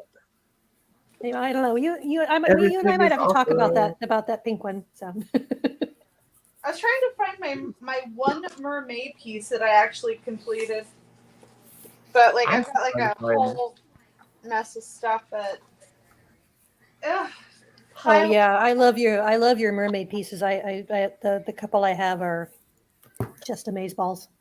started a Amazing. crocodile one, but I haven't finished it. I was about to give everybody my girlfriend's Instagram, but I can't spell it. Okay. It's Calamity Zero. There you go. As in a zero as in the number, or zero as in ZERO? I don't know. Okay. All I know is it's Calamity Zero. She's yelling at me. She's saying You're in don't. big trouble. She's oh god. Oh no, I'm not. Nope. Because this is a big old. She's shy. There you go. I get that. I'm See, shy. the problem with artists is that we can be pulled in so many different directions that you don't ever really focus. So like I do like sketch cards for Dynamite, or like I'll just jump in wherever Dustin needs me. So I can do pencils. I suck at inks, so like don't look too close at this. Whatever. Shut up with that. Whatever. Well, okay. But I do like a bunch of digital coloring as well as traditional coloring. Like I just don't have a specific niche that I have really hung my hat on, because I can do Right. so much. Back when I was still in high school, I was working for Heroic Age Studios, and we were doing color separations for DC Comics. So it's just weird that like I can do so many different things. I don't know. It's awesome, and I know that that's not completely unique in this industry. Like Ebass had started out as an inker, Mm-hmm. and transitioned over to pencils and stuff. And I started out as a tattoo artist. Yep, that's right. She did. So it's interesting because you can literally do so many different things. I don't know. It's wonderful. It's liberating, but at the same time, like it's hard to focus your energies into just one aspect. Well, when you're chasing 60 Everybody. artists around, you know. Oh yeah. Everybody, Mm. follow Tristan Stevenson on Instagram. I can do that. Tristan with an E-N. Stevenson. I can do that. We can do that. A-team. Let's show some love. Yeah. Holy shit. Did you see that J. Scott Campbell red fucking Battle Chasers cover? Yeah. That doesn't even look like his work. Yeah, it does. It's got the eyes. That's all you need. No. Everything else is what's her name? Red Monica? No. Yeah. Yeah. Okay. It's been a it looks minute. very different. It's been a minute, but that's I think how I met Ali Garza. Oh, that I don't know. I just showed up and was like, "Hey, I just bought this at like Wizard World Chicago," and Oh my gosh. well, he's like, "Oh, well, I could sign it." I'm like, "Well, that'd be great." Yeah. Dude, I have those types. That's how I met Olivia. I'm like, "Wow, these are really pretty." She's like, "Yeah, thanks." I'm like, "Oh my god, you're the artist." Well, she's like, "Yeah, a little bit." kind of, sort of. Kind of, sorta. Dustin, I just sent you her. I appreciate that. I was looking like a crazy person trying to find it. I I'll get it from Dustin later. I just sent you her alias. Right on. I love it. Yeah, because I felt real silly because I was sitting here typing like all different things trying to find it. Oh my goodness. Love it when people struggle just a little bit. You know what? Don't make fun of me. I'm not making fun. Yes, of you are. No. Well, we I got make the fun April of. laugh, so it's all good. I fire my children like twice a day. Whatever. What? I do. Your jar's getting full, lady. That's right. I like me a full jar of Oh my like God. something. I don't know. What? What? I don't understand. What's Oh the my jar goodness. thing? What's the jar thing? Yeah. When I've been poked at and prodded enough, Oh. then you're gonna get the listen here. Oh, the listen here. Okay. Listen here, lady. Listen here, lady. Put up with nonsense. I'm gonna get in so much trouble. No, I'm following these accounts. I'm gonna make them big. I just DM'd you her home account. Yep, I'm following all these things, There you go. and I'm in love with the guinea creatures. So But look at her characters. yeah, no, that's what's up. They're fun. It's got a very unique style to them for sure. Is that not fucking brilliant work? It's cool. I'm gonna derail us a little bit because I want to go kind of back Derail. to. Well, I'm gonna derail, but I'm gonna Derail me, Shawnee. I'm gonna take it back. So, but it was funny because we were talking about you don't do superheroes. Yes. And Claire was saying that though the movies, she appreciates Yes. it, and it's funny. I just Yes. wanted to say that resonated with me because I adore essentially superhero movies. I love Right. the cinema version that Mm. media. I love it, Mhm. but I don't read superhero comics. It's Right. too funny for something about them is the difference between them. They don't draw me in. They don't grab me in the written format, but in For the sure. the cinematic format, all about that. I think it's really cool and I enjoy Well, them. So I found it interesting that for myself, I didn't realize that I had that dichotomy. It's like For sure. Well, it's funny because I find that um it look, everything that we put out should grab you emotionally in some way, shape, or form. Some way, shape, or form. And to this day, there have only been a handful of superhero books that have ever grabbed me in a way that I felt like they were pulling me down the Right hall back. by my short hairs. Okay. And I honestly can say that when you read an indie book, like IDW was the king, not IDW, sorry, Image was the yeah, king image. Yep. of doing it. They would give you these books where you would feel invested in the characters. Now, sadly, the majority of Image books didn't stick. They didn't stick, you know. And that's just the reality of the industry, you know. But Spawn will always be their, you know, flagship title, Mhm. and it does well, and thank goodness for that. You know, The Walking Dead did well. You know, there's some good books out there, but emotionally getting people invested is where you as a storyteller should want to sit. You know, I've worked with some of the coolest people in this fucking entire like field of work, right? Yep. And you know, our letterer when he first started working with us, yes, love him to pieces, great guy. He was like, you know, you're the master of the page turn. And I was like, hum again. And he was like, well, you see, like me, I wasn't classically trained in comic books. I was trained to be an engineer in film.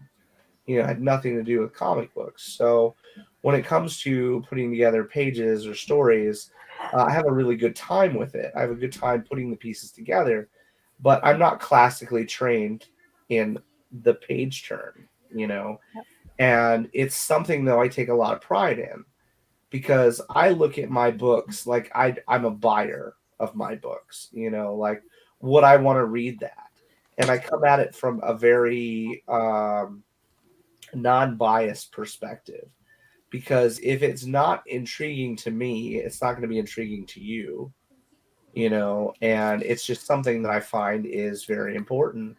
If you want people to push the product or you want to enjoy the product, you have to get a hold of their interests and their pulls, and if you don't, well, you're just going to sit there and you're going to tread fucking water. If you can't, get people's attention. Like if you look at the last couple pages of Babes Going Dinosaur 1, and it's a year and a half old now, so I don't give a shit. We'll talk about it.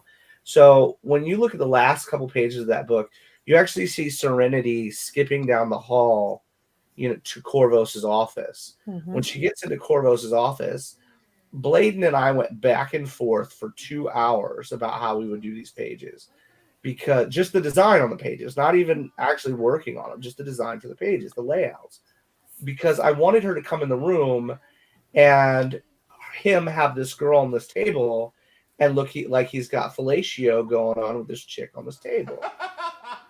And you did, and you succeeded, because when I first did the patron, I went, then during the page, I went, oh shit. But it took a second. Now this is turning into my show. And it took a second, though, for us to get how we wanted the page turn. Yep. We wanted you to assume that he's down there chowing down, and in reality, he's literally chowing down. And it was such a cool thing, because, again, the page turn. You're interested in what's happening now, whether you want to admit it or not. Yeah. You want to know what the dinosaur's doing down there with this chick's legs around his head. And then I found out, and I was like, oh no. Right. But it was cool because it went from that titillation to not. Right. And absolutely. For me, that was that really visceral I'm like, oh, this is a bad mamma jamma. And that's where I learned I would never be approved by the Comic Code Authority. So, but that very difference though was that sudden shift, that page turn from titillating to essentially horror was just like that really made his how evil he really is. It was like, for sure. He truly was the villain. He was truly the villain in that, right? And that was cemented in my brain. I'm going, this is not that I don't like him. Well, he's your big bad. He is definitely my big. To give somebody a big bad, you have to do it in an awesome fashion. Mm-hmm. You really, because you caught my attention. And that's the goal, And at the end of the book, at that very last fucking page, I want you to be ready for the next issue. Yeah. I want you to be excited for the next issue. And that's what it's about. It's about pushing content that people can enjoy. Make you proud that you invested $15, because it's not cheap. So make you proud that you've been able to do that. We want you to be proud. I do that on my own show. Right? We want you to be proud of investing what you've invested. Shit's not easy. I not to hijack what you're saying, but my show is rave centric, and I do my best to present to my audience on Twitch, and now on I not only do a live stream on Twitch, but I also do it on Twitch and YouTube, because I recently learned how to do that. When I dual broadcast on Twitch and YouTube, it turns into a talk show, whereas my normal show on Twitch is like artist features and this and that in the rave scene, and it's a tug of war, and it's like it's a drawing in of people who might not know, because basically I don't know why this is, because I've got like pushing 30 years in the rave scene, and for some reason, I don't know why this is, but every time I talk about somebody in the rave scene, nobody ever knows who I'm talking about, which is kind of a happy thing for me, because I get to, even though I'm Canadian, my heart in the rave scene is in UK and Europe, right? Right. And every time I talk about somebody, no one ever knows who the fuck it is. But you get to introduce them. Right? And it's a happy thing, Johnny. Yeah. It's a really, and everyone always says to me, like, who the fuck is this? So you're like, well, let me tell you. Go ahead. Yeah. No, Yeah, no, go. well, You know what no, I'm no, saying? It's no, like, well, like if no. they don't know who it is, it's the Yeah, outlet. It's like, exactly. And so, even though I'm not paid for what I do, um, I'm like, this is this person. Follow them, Yeah. give them some love. So to translate that to the comic book world and what you're doing, Dustin, with Ethereal, it's it's the same kind of logic. You know what I mean? It's a really cool thing. I appreciate that. We're at 63 team members right now. Mm. I'm telling you, every time you tell that, the number keeps going higher. We just, dude, do you see some of the artwork from the new cats that we brought on? I know it's amazing, Holy but it's like, but I think when balls. you first had the team, you said it was something like 52. It was like, Yes, oh, that's it a was. big It team. was You've like got a 52 when we started. Yes, No, we started Ethereal with, it was 30 something a year and a half ago. Yep. And now we're at 60 something. Like you've it, almost doubled. yeah, it's an amazing thing. Fucking And hell. Yeah. the larger we get, the more fantastical it almost seems. Like, because that whole, like, getting into comics, Claire, is like getting into the music scene. Like Oh, I have no illusions. the big boy music scene, you know. So if you can hang and you can show people that you've got the cojones or whatever to do the fucking shit, that's it. You know what I mean? We're in there putting it out. To that point, that raises that makes me think of a conversation I've had more than I care to admit. Because right now, I kind of hang out with a lot of headliners and so on and so forth. Right. And the common rhetoric right now in life after midnight is that in terms of production, everything sounds samey. Whether it be house, whether it be techno, whatever the fuck it is. Right. How do you feel that translates to this world? Is there a translation there? Do you feel? I'm real hard on myself. Like I'm real hard on myself. basically, in other words, is there a feel right now in the comic book world where someone in the audience, so to speak, could sit back and go, "Oh, I've read that 100 times before. I've read that 100 times. What the fuck else you got?" None of our books. There's not a single book that I can think of. Well, there you go. That's a hat tip for you. No, I appreciate that. No, He's worked hard to get it that way, because I think that's one of your founding tenets, isn't it? Is because you don't want to do the same thing. I'm pretty hard on myself about that. Yeah. And given what you've sent me today, oh, dude, I've got you. I'm gonna send you the coolest true, shit. like fucking like word is bond, dude. Yeah. No, I thank you. We're very grateful. Like I said, all these folks do the best they can. You don't ever, we talk about being half-ass and whole-ass around here. We only whole-ass. We don't do any half-ass. It's one of those things where this is our livelihood. This is our livelihood. So there's no going at it part way. It's very important to me. Every person that works for our brand is special. I care about them. I care about their families. They're not a number with us. Mm-hmm.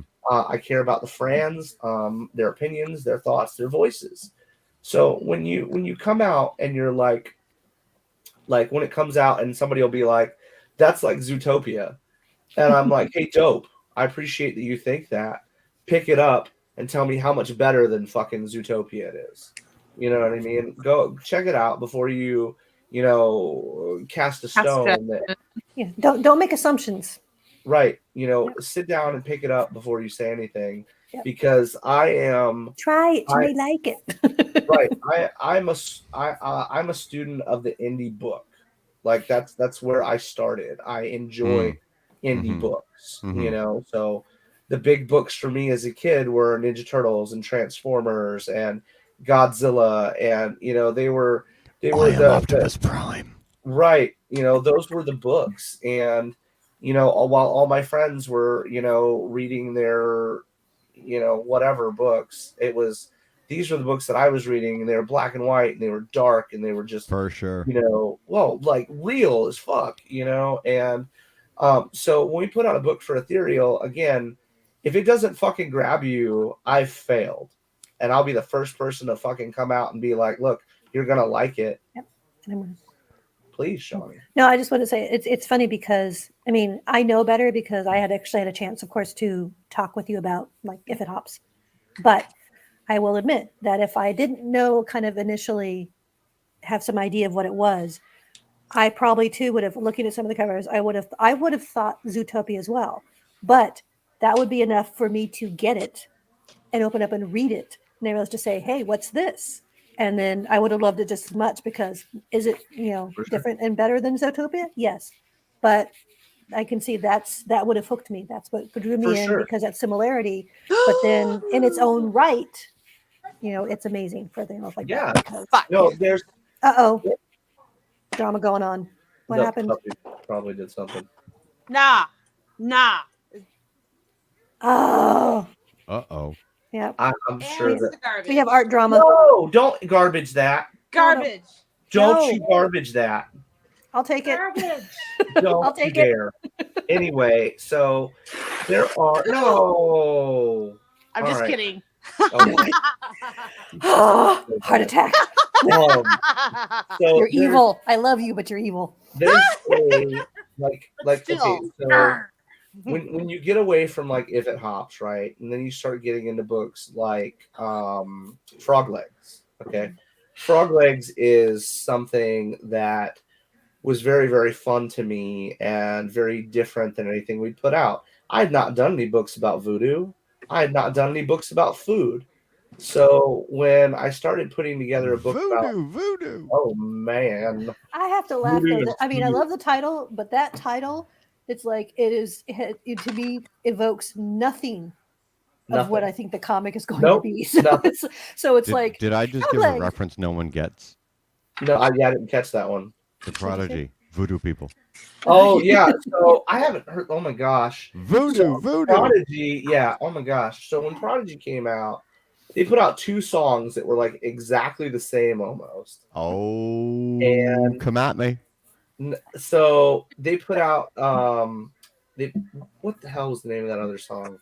Out of space. Outside of my realm. So y'all. Well, they came out like right back to back. They were literally off the same album. What are you thinking? Oh fuck! Hold on. What record? Fat of the Land? It was the first. It was the first record they put out. The first record. Okay. So it's 2 singles that came off the first record. Ladies and gentlemen, we're smashing worlds together here tonight. Oh my gosh! Hold on, let me find it. Yeah, go ahead. I'll let April take the reins while I find this. I'm pretty sure it was Firestarter and Breathe. Yeah. Firestarter and Breathe. Okay. Fair enough. So then they put out. They literally sounded a lot alike. Then they put out Smack My Bitch Up, right after that, same album, and it was not different enough for me at that point in time to differentiate that they were different songs. You didn't think so? Not as I was real young when they came out, and I think I was probably 10, 11 when those songs all dropped. I think they all dropped in like 97, and I was just not. It was cool, and we liked them, but you just could because my I'm not parents. saying what I was doing in '97. Oh my god! My parents listened to metal and stuff. To borrow from Who's the Boss and say not for nothing but. Right. What was it? Firestarter and Breathe, was it? Uh-huh. I'm here to tell you, 2 vastly different tracks. I imagine, but that was not a world that I was. And you were how old? Like 11. So I really wasn't privy to the music. I was in my 20s. Listen to that, you know what I mean? It was metal and hair bands in my house. Yeah. Oh, for sure. Yes. So I didn't get. I got very little of what I got of Prodigy was what they played on the radio. I didn't get fair enough. anything else. Fair enough. So, Yes. and Claire back and I are then, more on the same yeah. And You, back then, you so didn't. so You so couldn't you choose Dustin got music. you were more exposed to like top 40 shit. Yeah.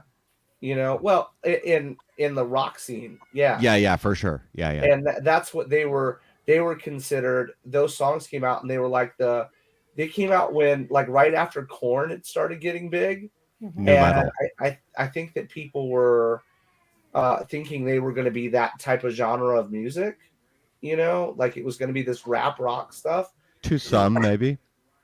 If you're a Korn fan, like old school Korn fan, Mm-hmm. like it was a lot of that rock rap stuff, like New metal. right. It was real weird when it came out. Like it was, and I love Korn. I've seen Korn probably more than most bands I've ever seen in my life. But it was like, well, growing up in Florida, we got Korn, we got Seven Dust, we got, Breaking Benjamin, there was a bunch of bands that we got a lot. There was Ozzy I like Breaking Osbourne, Benjamin. oh my God. So I just saw them, Shawnee, with Bush the other night. Oh, And wow.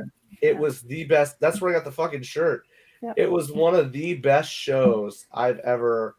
So there's a new venue like 45 minutes from my house in the mountains where they've literally like blasted a venue out of a mountain. Like it's all like when you go up into it, you park in grass, right? So you park in the grass and then you walk up, and the bank owns it. One of these fucking new banks owns it. And you walk up into the venue and you can buy your drinks, you can buy your beer, you can buy your food, whatever the fuck else, buy your swag. $96 for a bottle of water. Oh my god. Oh my god. Okay. Here's the thing, So though. Heather got a double Phoenix, shot. They have it on cinder blocks, and they hand you like your shot of whiskey or whatever, and it is literally hotter than the air, and it was 110. For sure. So it's bullshit. Well, you get up Hashtag Woodstock 99. Right. Yeah. So you get to the top though, and then you start going down after you get to the top. So you go down and you go into this bowl, and there's stadium seating in this bowl. Okay. And then there's a pit that's laid out in the front of the stadium seating. And like there's nowhere in there that you can't see perfectly. Like cool. It was the most beautiful place I've ever seen a show. And like, because you're literally surrounded by all this granite and all this rock and stuff, and lights are playing all around the whole deal on the sides. And you're literally like right there with the band. It's the smallest outdoor venue I've ever been to. There might have been 500 people in the whole place. That sounds kind of reminiscent of this venue on the west end of Toronto here. There's an outdoor venue that's known as the amphitheater. Right. And what you're saying I've never been there, even though I've lived here for 13 years. What you're saying sounds kind of like it shakes hands with the amphitheater. Oh, so cool. So Gavin Rosdale has been one of my favorite musicians since I was a kid. And to see him, I mean, dude, he's got to be 60, 61 years old now. And he literally doesn't stop moving. Like, he doesn't stop. There was no moment where he was just sitting there vibing with the music. They're all 100 years old. Oh my gosh. He was around the stage. So the coolest thing is they had done Glycerine, right? As soon as Glycerine. Oh my gosh. So good. So like my whole youth is like jumping out of my chest while they're playing these songs.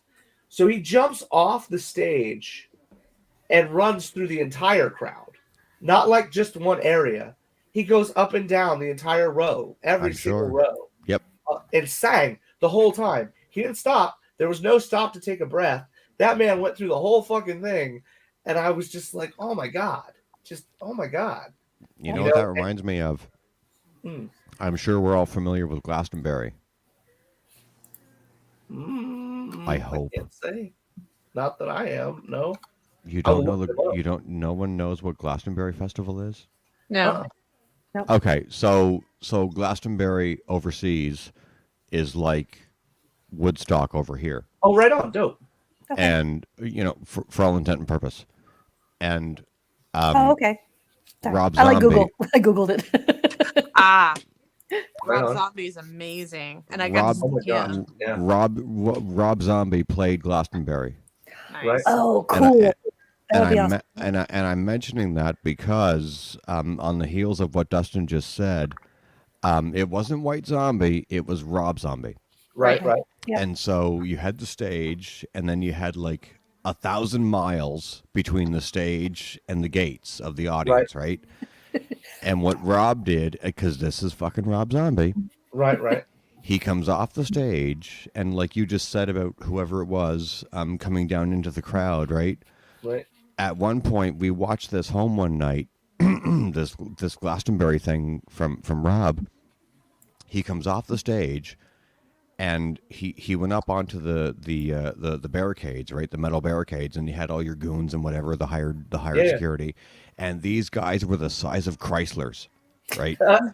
And Rob, being who Rob Zombie is, he gets up on the gates and he's leaning into the crowd, and these fucking apes of security guys, they're holding him by his legs, and he's Right. leaning over into the crowd, and he's just singing his balls off. That's amazing. That's awesome. It was I love it. absolutely pristine. I'm a huge fan. I've always enjoyed his stuff.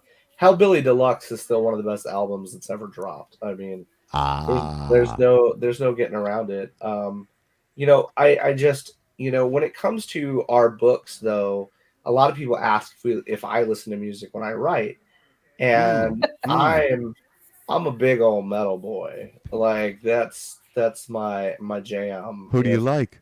So I'm a big old school Slipknot fan. Like old school Slipknot fan. Mhm. I used to. So Sure, when you're you a big Lamb of God fan. so when you say old school, you're not going like Bon Jovi and shit. No. I'm like old school Slipknot fan, like Iowa. So you're 90s. Right. You're not You 80s. No, I I'm like my 80s. 80s rock. I mean, that's what I grew up with because my parents were big fans. That's all they listened to. So, but when it comes to like the stuff that I listen to when I write, it's got to be banging. Like it's got to be as hard as we can get. For sure. Yep. I feel And you. I used to really, I used to really vibe with Rob Zombie. And then I really got into his brother's band and Power Man 5000, and then but no, I like a lot of different musics, but when I write, it's just got to be, it's almost got to get to the point where I don't even listen to the lyrics. It's just like really heavy bass guitars and stuff, so I'm really vibing with it. Well, fuck, man. Like if I'm going on air on any day of the week, and I'm not really kind of in the mood to go on air, Yeah. and I'm trying to psych myself up, I fuck, What do you I play? Yeah. I can listen to anything, even though rave music is my heart. Right. I like my 80s groups, so if I'm trying to psych myself up to go on air, I'll rock out to Cinderella. Oh man, or Poison. Oh my god. Whatever, right? Skid Row. Let's or go. Motley Crue, Skid Row. Yeah, for sure. Yeah. Sorry. Those are 18 in life. Right. That's I right. mean, I'm a big fan of I Can't Drive 55. You know what I mean? Johnny was a young boy. Oh my god. No, I will jam out. So I love I it. will hairband out. You know what I mean? We'll throw Oh, thank Petty you, in my there. people. I see you, Shawnee. I see you. We'll throw Petty in there. We'll go in there. We'll throw all kinds of people in there. I just, or even like oh my gosh, what is the name of that? Now I can't think what the name of the band is. That's upsetting. When it comes to, so I was funny. I was raised because my folks, rock. So, but Jackson Brown, Mamas and the Papas, everything else. So that's I grew up with the 60s, 70s, and my folks, the rock that way, and then into the 80s. That's where I came to my musical because that's what I grew up on. Yeah. And everything else. And then my husband introduced me a lot to the 90s. Yeah. Shine Down and things like that, sure. Bush and everything else. So it's kind of Matchbox merged into. So I have this Twenty. whole eclectic. It's been awesome. Well, it's Fuck, I think that I grew up on music from World War II. Oh wow. Oh yeah, a big band from my grandparents. We lived And like Jerry and like fucking 50s rock, like Bill Yes. Haley and the Comets and shit. Yeah, my That's folks did Beach cool. Boys and all that stuff. So yeah, Oh, the Beach Fuck. Boys. Oh, the Beach Boys are so good. Yeah. I haven't heard the Beach Boys since we were doing a show, and my daughter is a big fan of Family Matters. And was Family Matters the one with Full House. oh, Full House is what I was thinking. Right. So Full House. So we're doing this show, and all three of these dudes are at this show, right? Oh, And you're talking Full House. You're talking John Stamos and the right. Beach Boys and Yeah, the whole yeah. thing. Right. So I I had got not to heard see the Brian Beach Boys Wilson in concert in Age- Paris with the Beach Boys. That's amazing. Yeah, I hadn't Ooh. heard that. Sorry, go on, Dustin. I Um, didn't interrupt. But they were at a show at the same time that all three of those dudes from the show were like there, and my daughter, her birthday had been coming up, and I was like, I am damn sure going to get a signature from all these cats for my daughter. I got it. And they were just like, they were super, super cool. And sadly enough, dude died like 3 months after that show. That's too bad. That really sucked. And I was super glad. Like, I was so grateful, though, that we could get the signature for her. Because she's, That's my cool. daughter's 12 now. And that was like 2 years ago. And That's fucking cool. oh, That's it really, an really awesome opportunity. I'm was. so glad that you had a chance to do that. So Man, and but again, because we grew up with that show too, and it was such a good show. There's so many like heartwarming things in the world. Those are things I push for. Like if we put out a book, again, I want you to be emotionally invested. I want you to understand that I'm there with you. Like when it comes to Fallen Leaves, I'm gonna tell you all a secret. April doesn't like elves. She was not for that. Mad at you for making me care about that character. Right. Right. I'm just gonna do one thing and then you continue with your thought, Dustin rather. Whatever happened to predictability? Oh, The milkman, the paperboy, evening TV. Oh my gosh, so good. We Quick, the sing it in Creole. Singing in what? Creole. No, don't. It's a bit of an inside joke, yes. That's not inside anymore. Now it's fucking everywhere. It's everywhere. It Yeah. is. It should be. April dragged me into it. I willingly went. Sing it in Creole. What? It's a joke for the Frog Legs title that he did. I really feel like he's put forth, a weekend into understanding the nuances. Dustin had to try and figure out a way to adequately write Creole for the comic. Right. And so I think it's very now it's become a joke too. So we're trying to get him to talk Creole. I really want Jesus him. Christ. Yeah, no. Like if you pick, like when you read through BGD, Maya speaks Spanglish, and Really? right. So it had to sound right. It had to read correctly. So when I do a character that has a different dialect, I try to study or try to learn a little bit where I can, or I get help from friends that speak, the language to help me write what I want to say. Because he wants to be as I don't want to say realistic, but Right. to be able to draw you in, you have to be another able to layer. feel. Oh, why not? For sure. Another Yeah. layer of storytelling. Yeah. Because Of course. you've got I'm talking for you, Dustin, Hispanic sorry. character, and to say that she doesn't speak Spanish would be silly. You know what I mean? It would just be silly. That's exactly. I mentioned earlier the novel that my girlfriend has been writing for a decade and more. That's Dustin. That's exactly what she does. Right? Yeah. Well, you have to. You have to bring the realism. It's all in English, but she borrows from fucking Norse mythology and all these fucking different like worlds, right? Mm-hmm. And she marries it all into this fucking symphony that she's been writing for more than 12 years. Yeah, That's incredible. for sure. So what you're saying is nothing but true. Right. Well, you don't want people to if you look at a character, right? If we put J-Lo on a movie or we put her on something, There's a lead in. right? If we're putting J-Lo out there and she doesn't speak Spanish at all, somebody's going to be like, that's not J-Lo. And I'm going to be like, fuck. You know what I mean? So that's how we treat the characters. So Celine. So you do your fucking research. Exactly. Like anybody with a fucking brain would do. Exactly. So I made the mistake of telling them that I paid like $15 to watch this language fucking thing and try to learn how to speak a little bit of it. And now they're like harping on me and trying to get me to speak. April took it and ran with it, and I'm just the caboose. No. He was Jesus all like, Christ. He was casting shade on the poor guy that developed Gambit.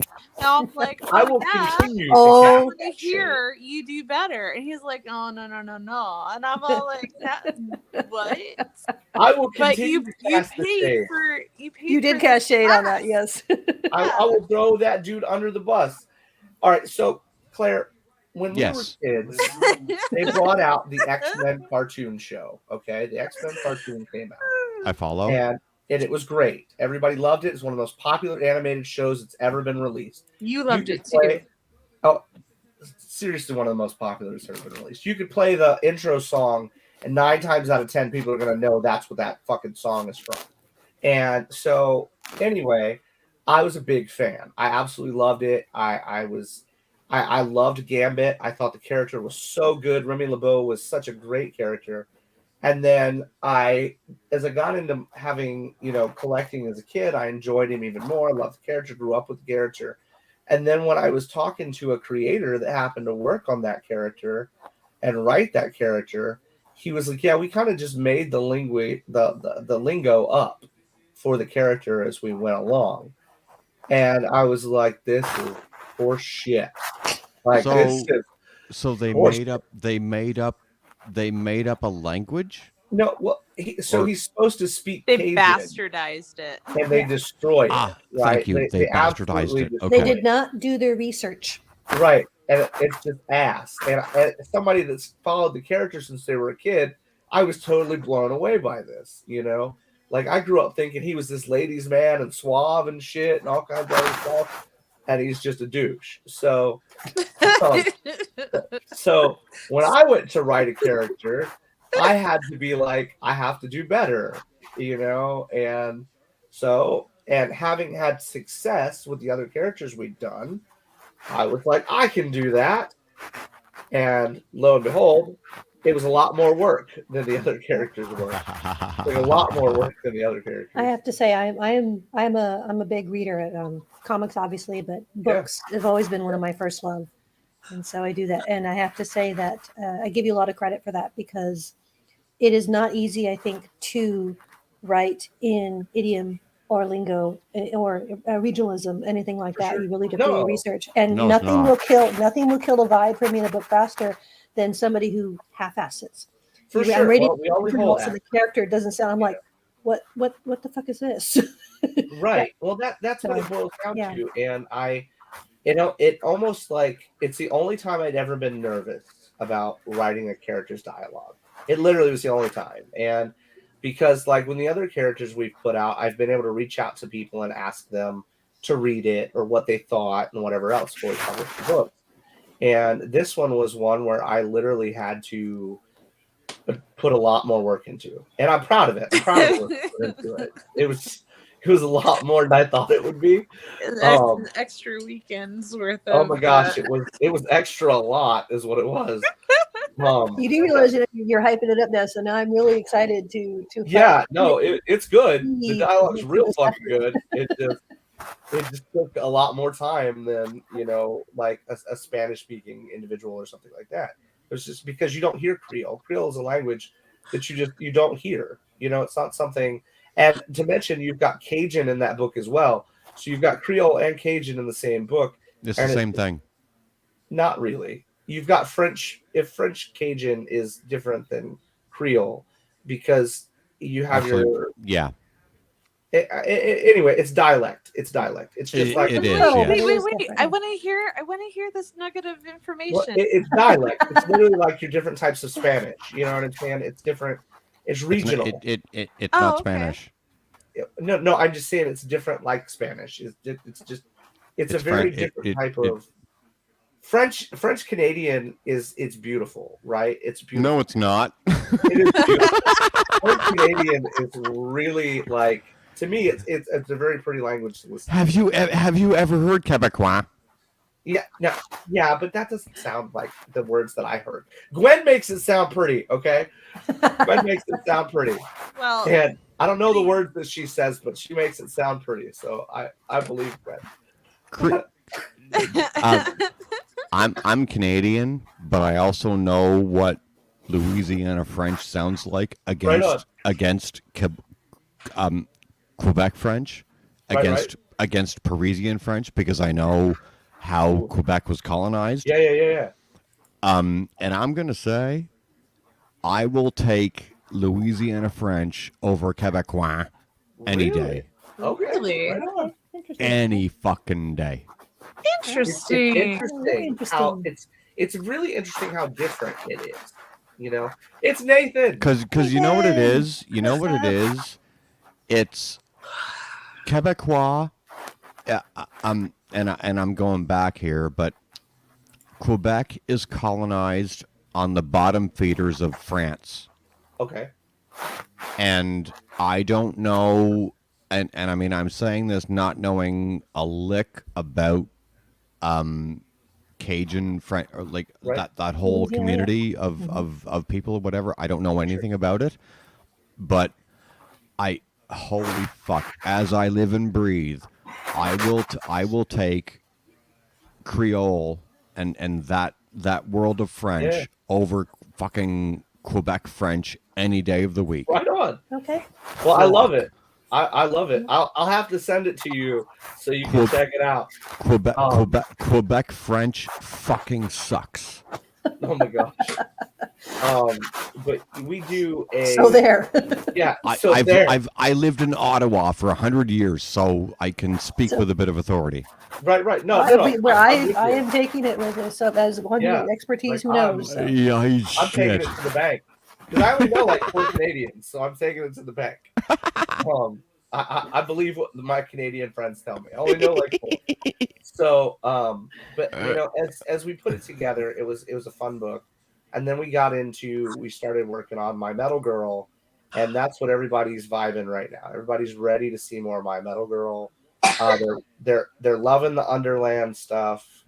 Underland was a blast, and we've got Underland live right now. For those of you guys that are watching, Underland is live, issue 2, and it's an absolute blast. It's a super roller coaster. And then we've got alongside Underland is the first issue of Kill Cam Space Cowgirls, and oh my god, thank you, Shawnee. I love me some Kill Cam. Like it's loving it. It's so much fun to work on. The girls are so sweet and they're fun. They all have their own personalities. It's very different than anything else we've done. It's our first foray into space, for one thing. Thanks, Nathan. I appreciate you. It is our first foray into space, so we're taking some liberties in the space travel and stuff like that. But it's just like I've told everybody. Girls just want to have fun, and Kill Cam is legitimately that rolled up in a fucking sushi roll. It's just. But the question is, has the phone rang in the middle of the night? Oh my gosh. It's there's something. Please tell me you got that reference. Well, the phone rings in the middle of the night. See, I can't remember what color my underwear are. Song lyrics are. Shawnee's with me. Come on. Like if you ask April, I am a man of Post-its. Like Wait, what? I am a man of Post-its. My father said, "When you gonna live your life right?" Yeah. See, April will know better than me. I mean, really? God, am I the oldest girl in the room? Fuck. Yeah, maybe. But I'm showing my age, and I have no shame. You shouldn't. That's okay. I just celebrated a birthday, so. Oh, I see what you're doing. What? You're doing cool stuff. Yes. I am always super cool. That's a or fact. something. Yes, that is hashtag fact. as I make up, lies off camera. Oh my Yeah, God. well, that's okay. Rip. Oh my God. We love you anyway.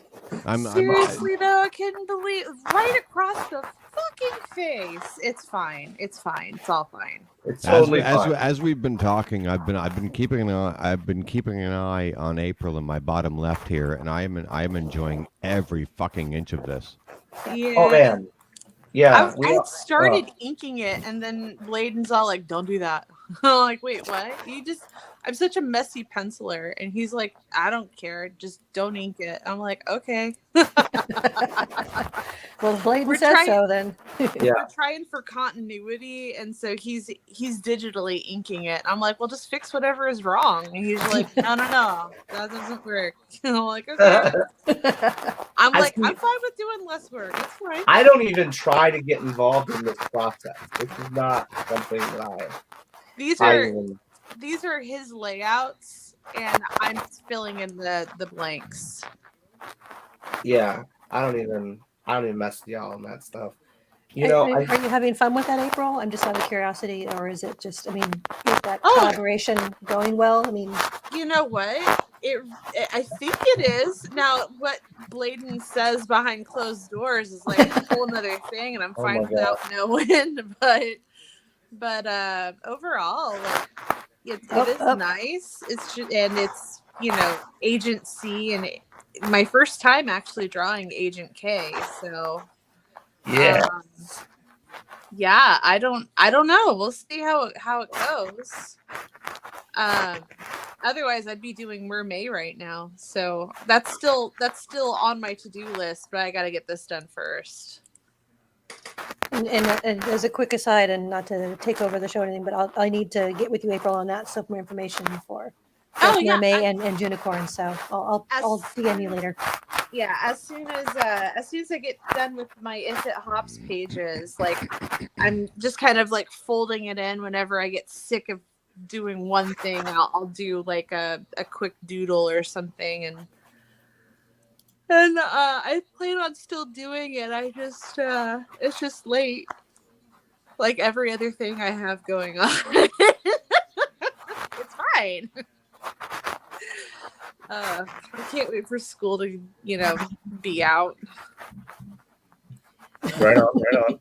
Well, there's, it's interesting to see you and Bladen work on something together in this fashion. I think it's a really cool thing to look at. Well, our first time ever working together was the Kill Cam fold out thing. Oh man, they came out really good. That was pretty. Is anybody else getting scratches? I was wondering. I was trying to figure out where that was coming from.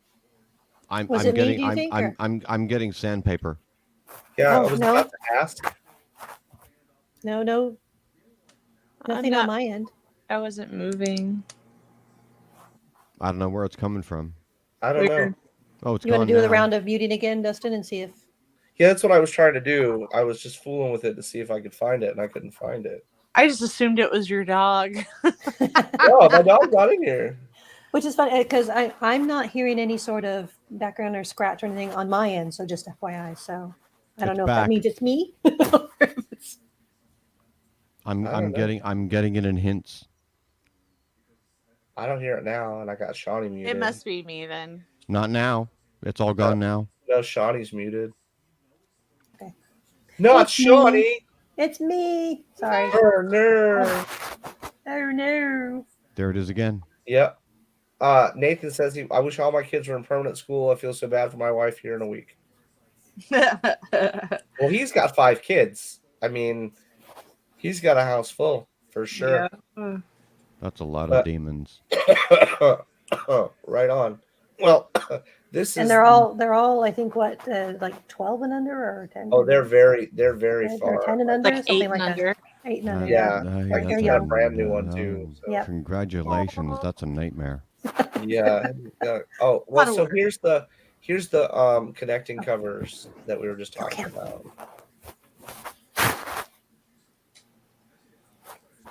Yeah, that's a real weird noise. You hear it again, right? I think it's something weird. Shawnee's got something weird going on. It wasn't doing it before. I know. I don't know. I don't know. I guess I can always cut out you guys and just because if it's annoying, I don't want to annoy everybody. So Let's see if it's. Well, unfortunately, regardless of the noise, it's late for me, so Yeah, it's that time, huh? I'm gonna say goodnight. For sure. Thank you for hanging out with us. Thank you for having me. Oh, absolutely, for This sure. has been an absolute carnival. Well, you're always welcome to come back and hang out with us. I fucking loved every inch of this. This was fucking pristine. Like the marriage of what I do against the comic book world and the entire conversation that we've had tonight. This was more than I could have imagined coming into this. So Well, I'm glad you had fun. my eternal gratitude to you, Dustin. For sure, absolutely. This was like an absolute, like, this was like a money shot. Well, like I said, you're always welcome. You're a great conversation. You're great people. So you're always welcome to hang out with us. I appreciate that. Absolutely. On And that- I think we No, are go going to ahead. call it night for all of us because we're all. It's getting kind of late. And It's midnight for y'all, right? it's right now for me. It's 10:16. Oh, you're an hour behind me. That's But right. I'm getting old, so You're getting old. it's my bedtime. You're probably younger than I am. It is my bedtime. So Fucking shit. right. Well, all my meds put me out. So anyway, thanks so much for hanging with us again. Shawnee, it's always such a pleasure. You're a Nice to meet you, Shawnee. Claire, you are such a cool person and you're always welcome back. April, well, I love you to pieces. So oh, and yes, April. Nice to meet you as well. Yeah. Nice to meet you too. I've been keeping an eye on you on camera left here. I'm really enjoying what you're doing. Oh, thank you. Yep, well, for with sure. that, ladies My and gentlemen, broken pencil. oh my gosh, you should see the pencil she uses. Anyway, Anything I could find. right. With that, guys, thank you so much for hanging out with Ethereal tonight. We've had an absolute blast. It's been super, super fun. Check out the fucking campaign. Let us know what you think of Kill Cam. And, we've got Underland 2 as well. Check that out. Holler at me if you need me. You know where to find me. I'm all over the place. And have a great weekend. it was awesome meeting you, Claire. Good night.